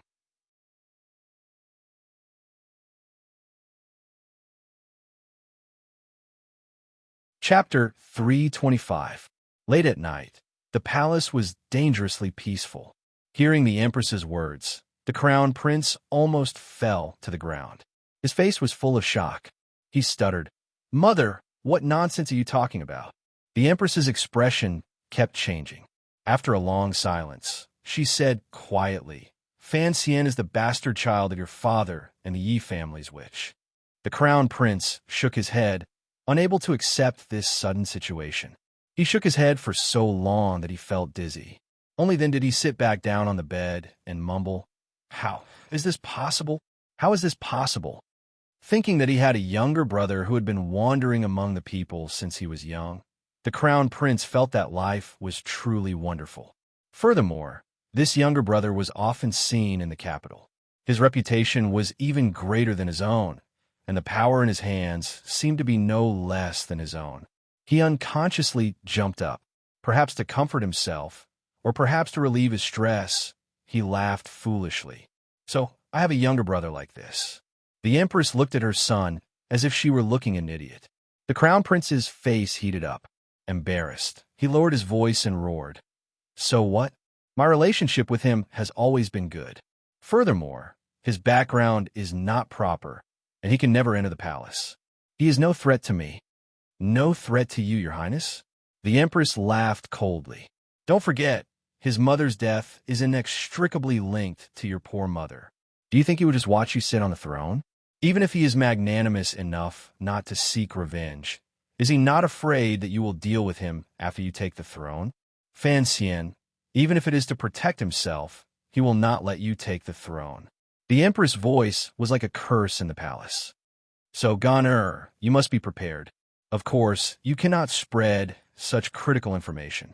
The most important thing is that you cannot let your brothers in the palace know of Fan Xian's past. Otherwise, if eldest brother and second brother..." The Crown Prince understood what his mother meant. His voice became a bit erratic. "No wonder the rumors outside say that Fan Xian is a descendant of the Yi family, but father has never come up with a way to punish him. So, there's more to it than meets the eye. But mother, if father continues to favor him as he has in the past, and he has the support of the Fan family and Director Chun, it will not be easy for me to touch him." The Empress Phoenix's eyes were cold. "Of course, we can't touch him now. Our power is too weak. No one in the palace is willing to help us. So, you can pretend to be courteous. But don't believe that your wild brother will have any good intentions towards you. Endure. From today onwards, you will obediently endure. Don't do anything unnecessary. After the spring examination, you were right. No power is as important as your father's love."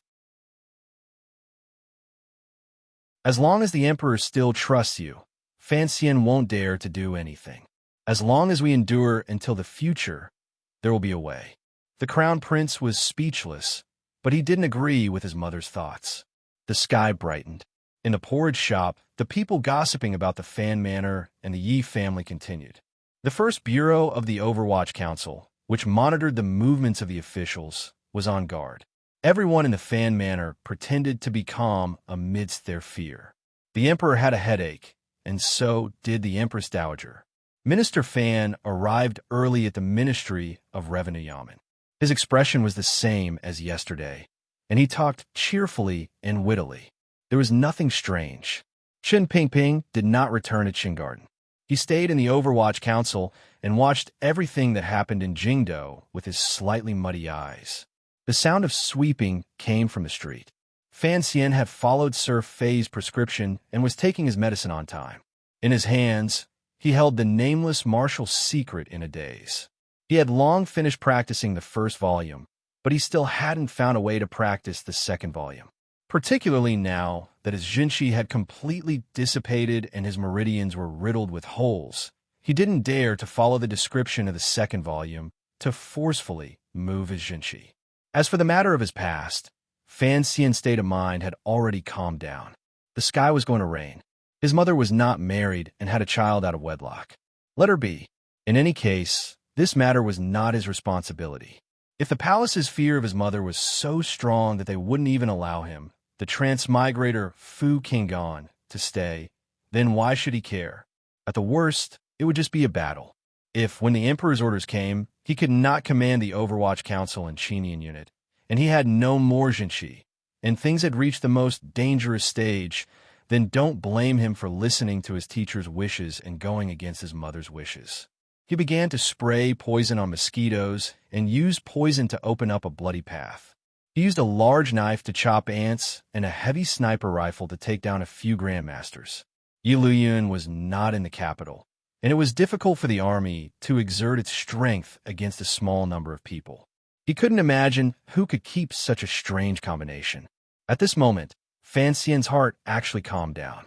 He gradually began to feel a little bit of the atmosphere of that little girl called Yi Qingmei, who had brought the blind uncle in that box against the entire world.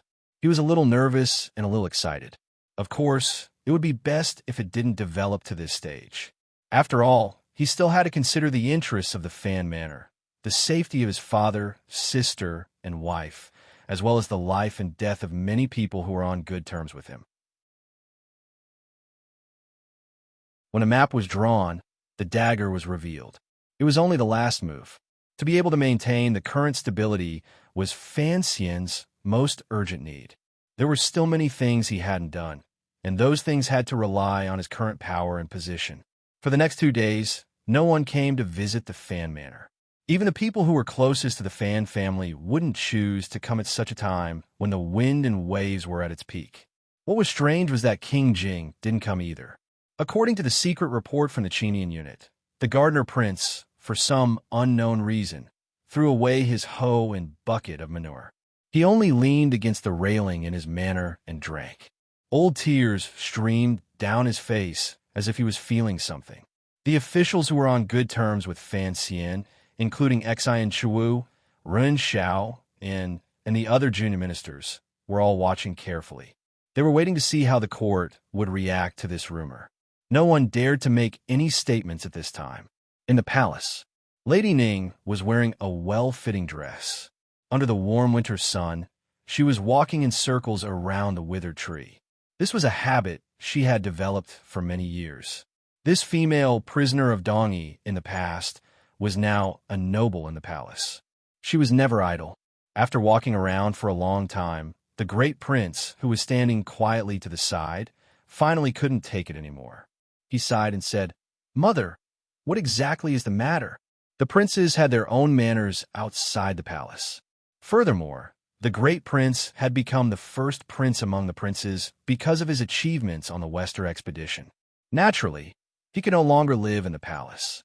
There were many rules in the royal family. Even if he wanted to enter the palace to visit his mother, the rules in between were a bit complicated. Lady Ning had used some tricks and jumped over many obstacles to directly summon her own son into the palace.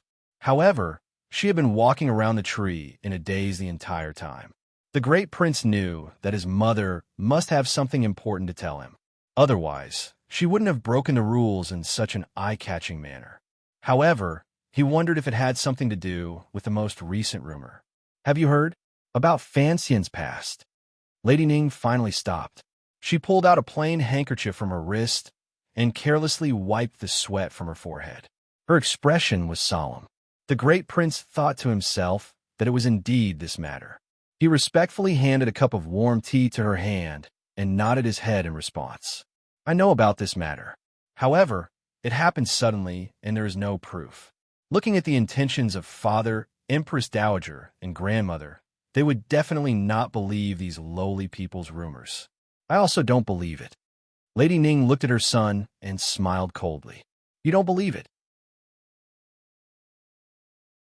I think everyone in the world is starting to believe it. She suddenly slapped the stone table angrily and said in a hateful voice, I don't know what's going on with the director this time to suppress this rumor. Does he not know that this will instead make others believe it? What is Fan Xian supposed to do? Fan Xian? She suddenly became distracted. A moment later, she sighed clearly. So, she has a son. So does Fan Xian. Of course, the great prince knew who his mother was talking about. It was the mistress of the Yi family, who had once shone brightly in the Qing kingdom and ended tragically. He guessed his mother's meaning and probingly said, What do you mean? Lady Ning's eyebrows furrowed. Without anger, she gave off an imposing aura. She sternly said, We Dongyi people pay particular attention to distinguishing between gratitude and grudges. Fan Xian's past has been exposed. Regardless of whether or not the emperor remembers the Yi family's contributions, the person in the Eastern Palace will certainly not tolerate him. Listen carefully. In front of outsiders, the great prince was a valiant and skilled general and a strong and brave man. In front of Lady Ning, he was like an obedient kitten. Unconsciously, he brought his feet together and stood like a little soldier in front of his mother. In a low voice, he said, Mother, please instruct me. If things don't go well. A glimmer of valiance appeared between Lady Ning's brows.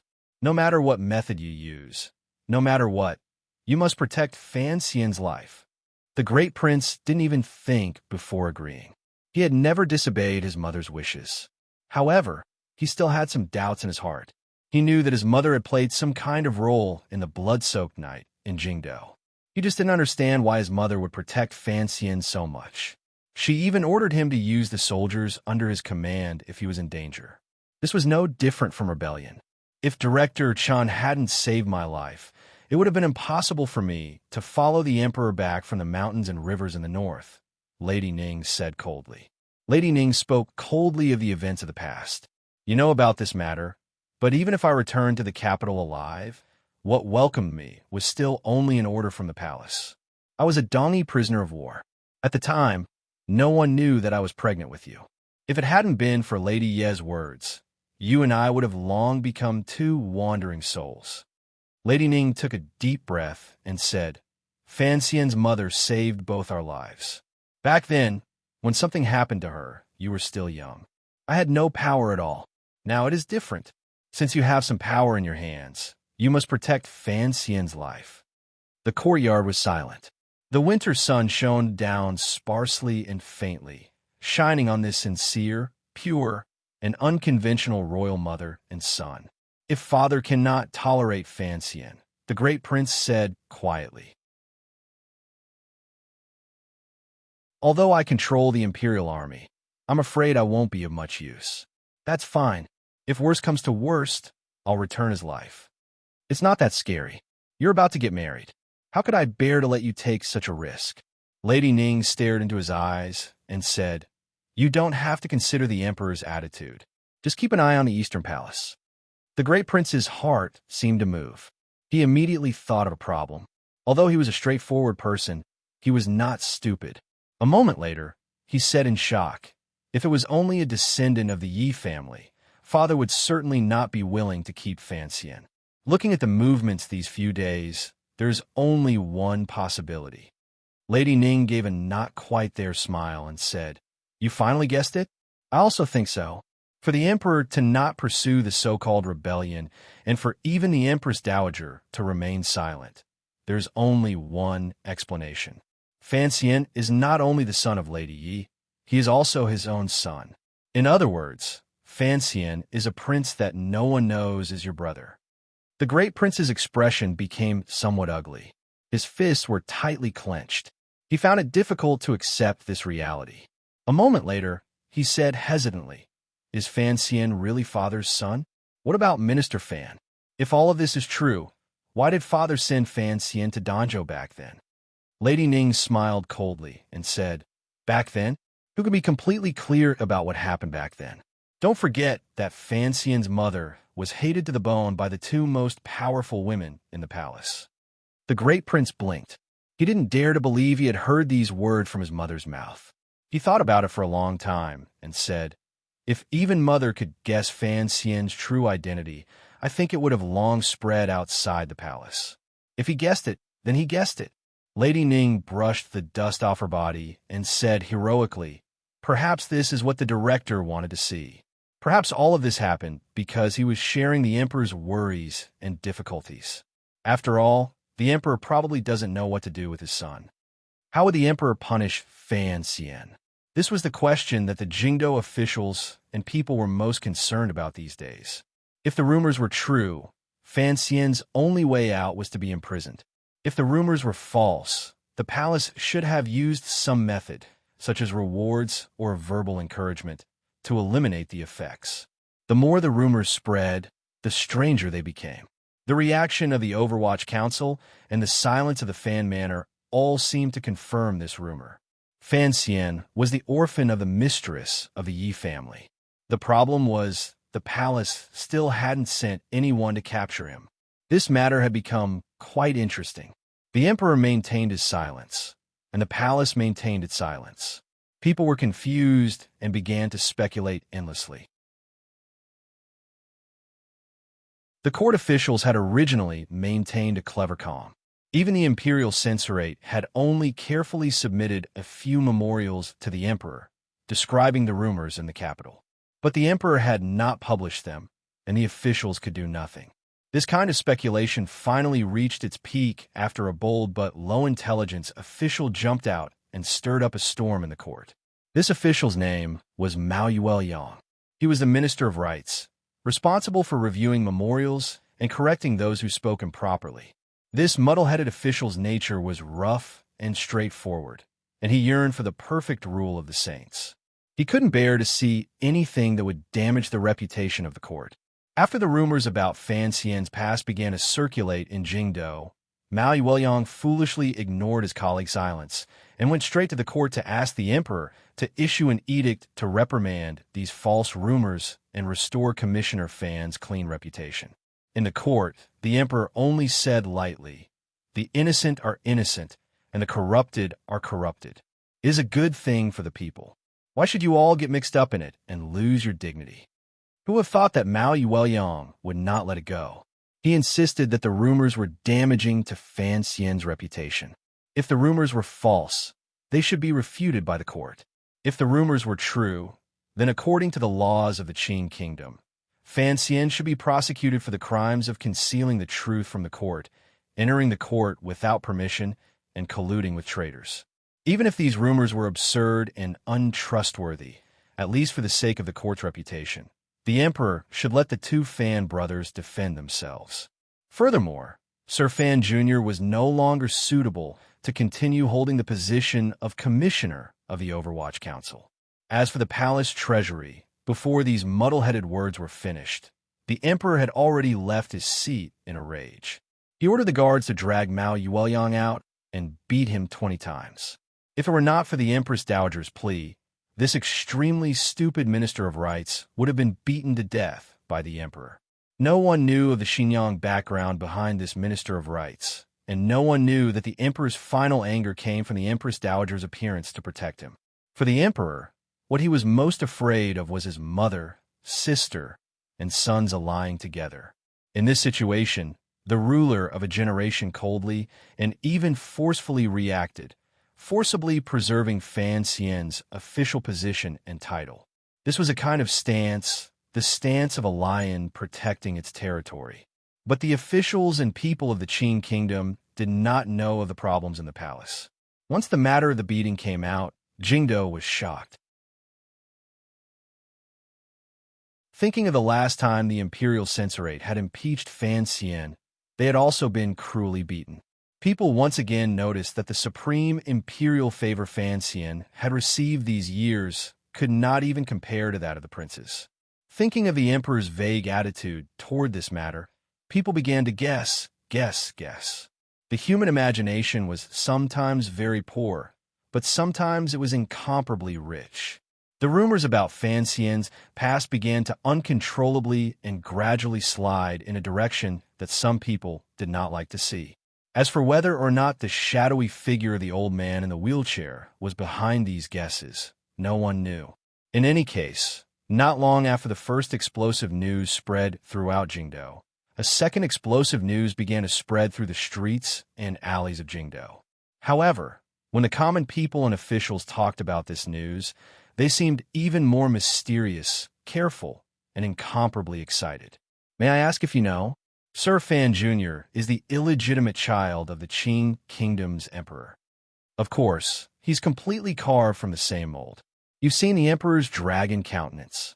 This, I guessed. But honestly speaking, Sir Fan Jr. is a rare talent. He is skilled in both the pen and the sword. His talent in poetry astounds the world. His reputation is known far and wide. Such a person, truly only our wise and divine emperor could have given birth to him. Of course. But, Minister Fan, Minister Fan is pitiful. It's also Master Fan's fault for not choosing a good name. In the Li Palace in Xinyang, the eldest princess gently drew her willowy eyebrows. There was a glimmer of a self-mocking smile at the corners of her lips. This wondrous woman, who had always considered herself to be flawless, finally knew she had made a fatal mistake after these 2 consecutive rumors. Her brother the emperor must have begun to doubt her thoughts. As for that little thing called Fan Xian, Sir Yuan, I did not listen to your opinion. It was wrong. The eldest princess gently pressed her lips together and said lightly, "The strangeness of Sir Fan Jr.'s life is truly unexpected. The first rumor was enough to shock the world. No one thought there would be a second wave. Now, like Huang Yi, Yuan Hongdao had become the chief strategist in Xinyang." He slowly said, "At the beginning, I advised the princess to temporarily endure because I felt that the news of Fan Xian being a descendant of the Yi family was a bit strange. But I did not expect that this news would be followed by this shocking speculation. Things happened too suddenly, and the situation changed too quickly. We were momentarily at a loss. This is not the fault of war, but the will of heaven. Now that the eldest princess had lost the Cui family, her interest had suffered irreversible damage. She had truly begun to discover the abilities of her good son-in-law. In her anger, it was difficult for her to maintain her previous arrogant calmness. But her follow-up reaction was a bit too late and even useless. So when the first rumor entered her ears, she did not think twice and even disregarded Yuan Hongdao's strong opposition. She decided to use this matter to pull Fan Xian off his horse. But communication between Xinyang and the capital was inconvenient. She wanted to use the Empress Dowager's mouth and the seemingly stupid imperial censor of the 6 departments to force the emperor to remove Fan Xian from his position. She did not expect to immediately receive the second news. Fan Xian was the emperor's illegitimate child. Perhaps other people would have needed to guess, but the eldest princess believed it immediately after hearing it. She began to secretly laugh at her own stupidity. How could she not even understand such a simple matter? She had wasted a pawn in court, used a sliver of her mother's affection for her, and most failed of all, touched the emperor's reverse scale. For no reason at all, she had allowed Fan Xian to easily regain his footing. Thinking of this, the self-mockery and regret in her heart were like a poisonous snake gnawing at the heart of the most beautiful woman in the Qing kingdom. Yi Qingmei, her head began to hurt. She muttered to herself as if she was moaning. "In this life, will I never be able to match up to you? Even your son can defeat me so easily?" Night fell in the capital. Wu Zhu, who had not appeared for a long time, silently appeared in a small alley behind Fan Manor. He was covered with a black cloth. At the end of the alley was a noodle shop. The oil lamp on the noodle shop was as big as a bean, and it shivered in the cold wind. A man wearing ordinary clothes was sitting on a long bench outside the shop. The man on the bench did not have a bowl in front of him. His clothes were thin, and he did not seem to be afraid of the cold. His face was strangely calm, as if he was born without any expression, and his pair of cold and emotionless eyes seemed to be able to see through everything in the world. Tomorrow's chapter is a bit difficult to write. I need to think about it carefully. P.S. Yesterday, I calculated the monthly votes for a long time and found that Qing Yu's year was ranked 10th in the old book. Thinking of the possibility of getting an extra 1,000 yuan, I am very happy. I am earnestly asking for votes. Please vote for me, but this is all I can do at this speed. To be continued. If you want to know what happens next, please log on to www.cmfu. Com. There are more chapters. Support the author. Support the original reading. You're tuning in to the Warrior Lore YouTube channel. Don't forget to subscribe and join us on this journey to catch the most captivating stories.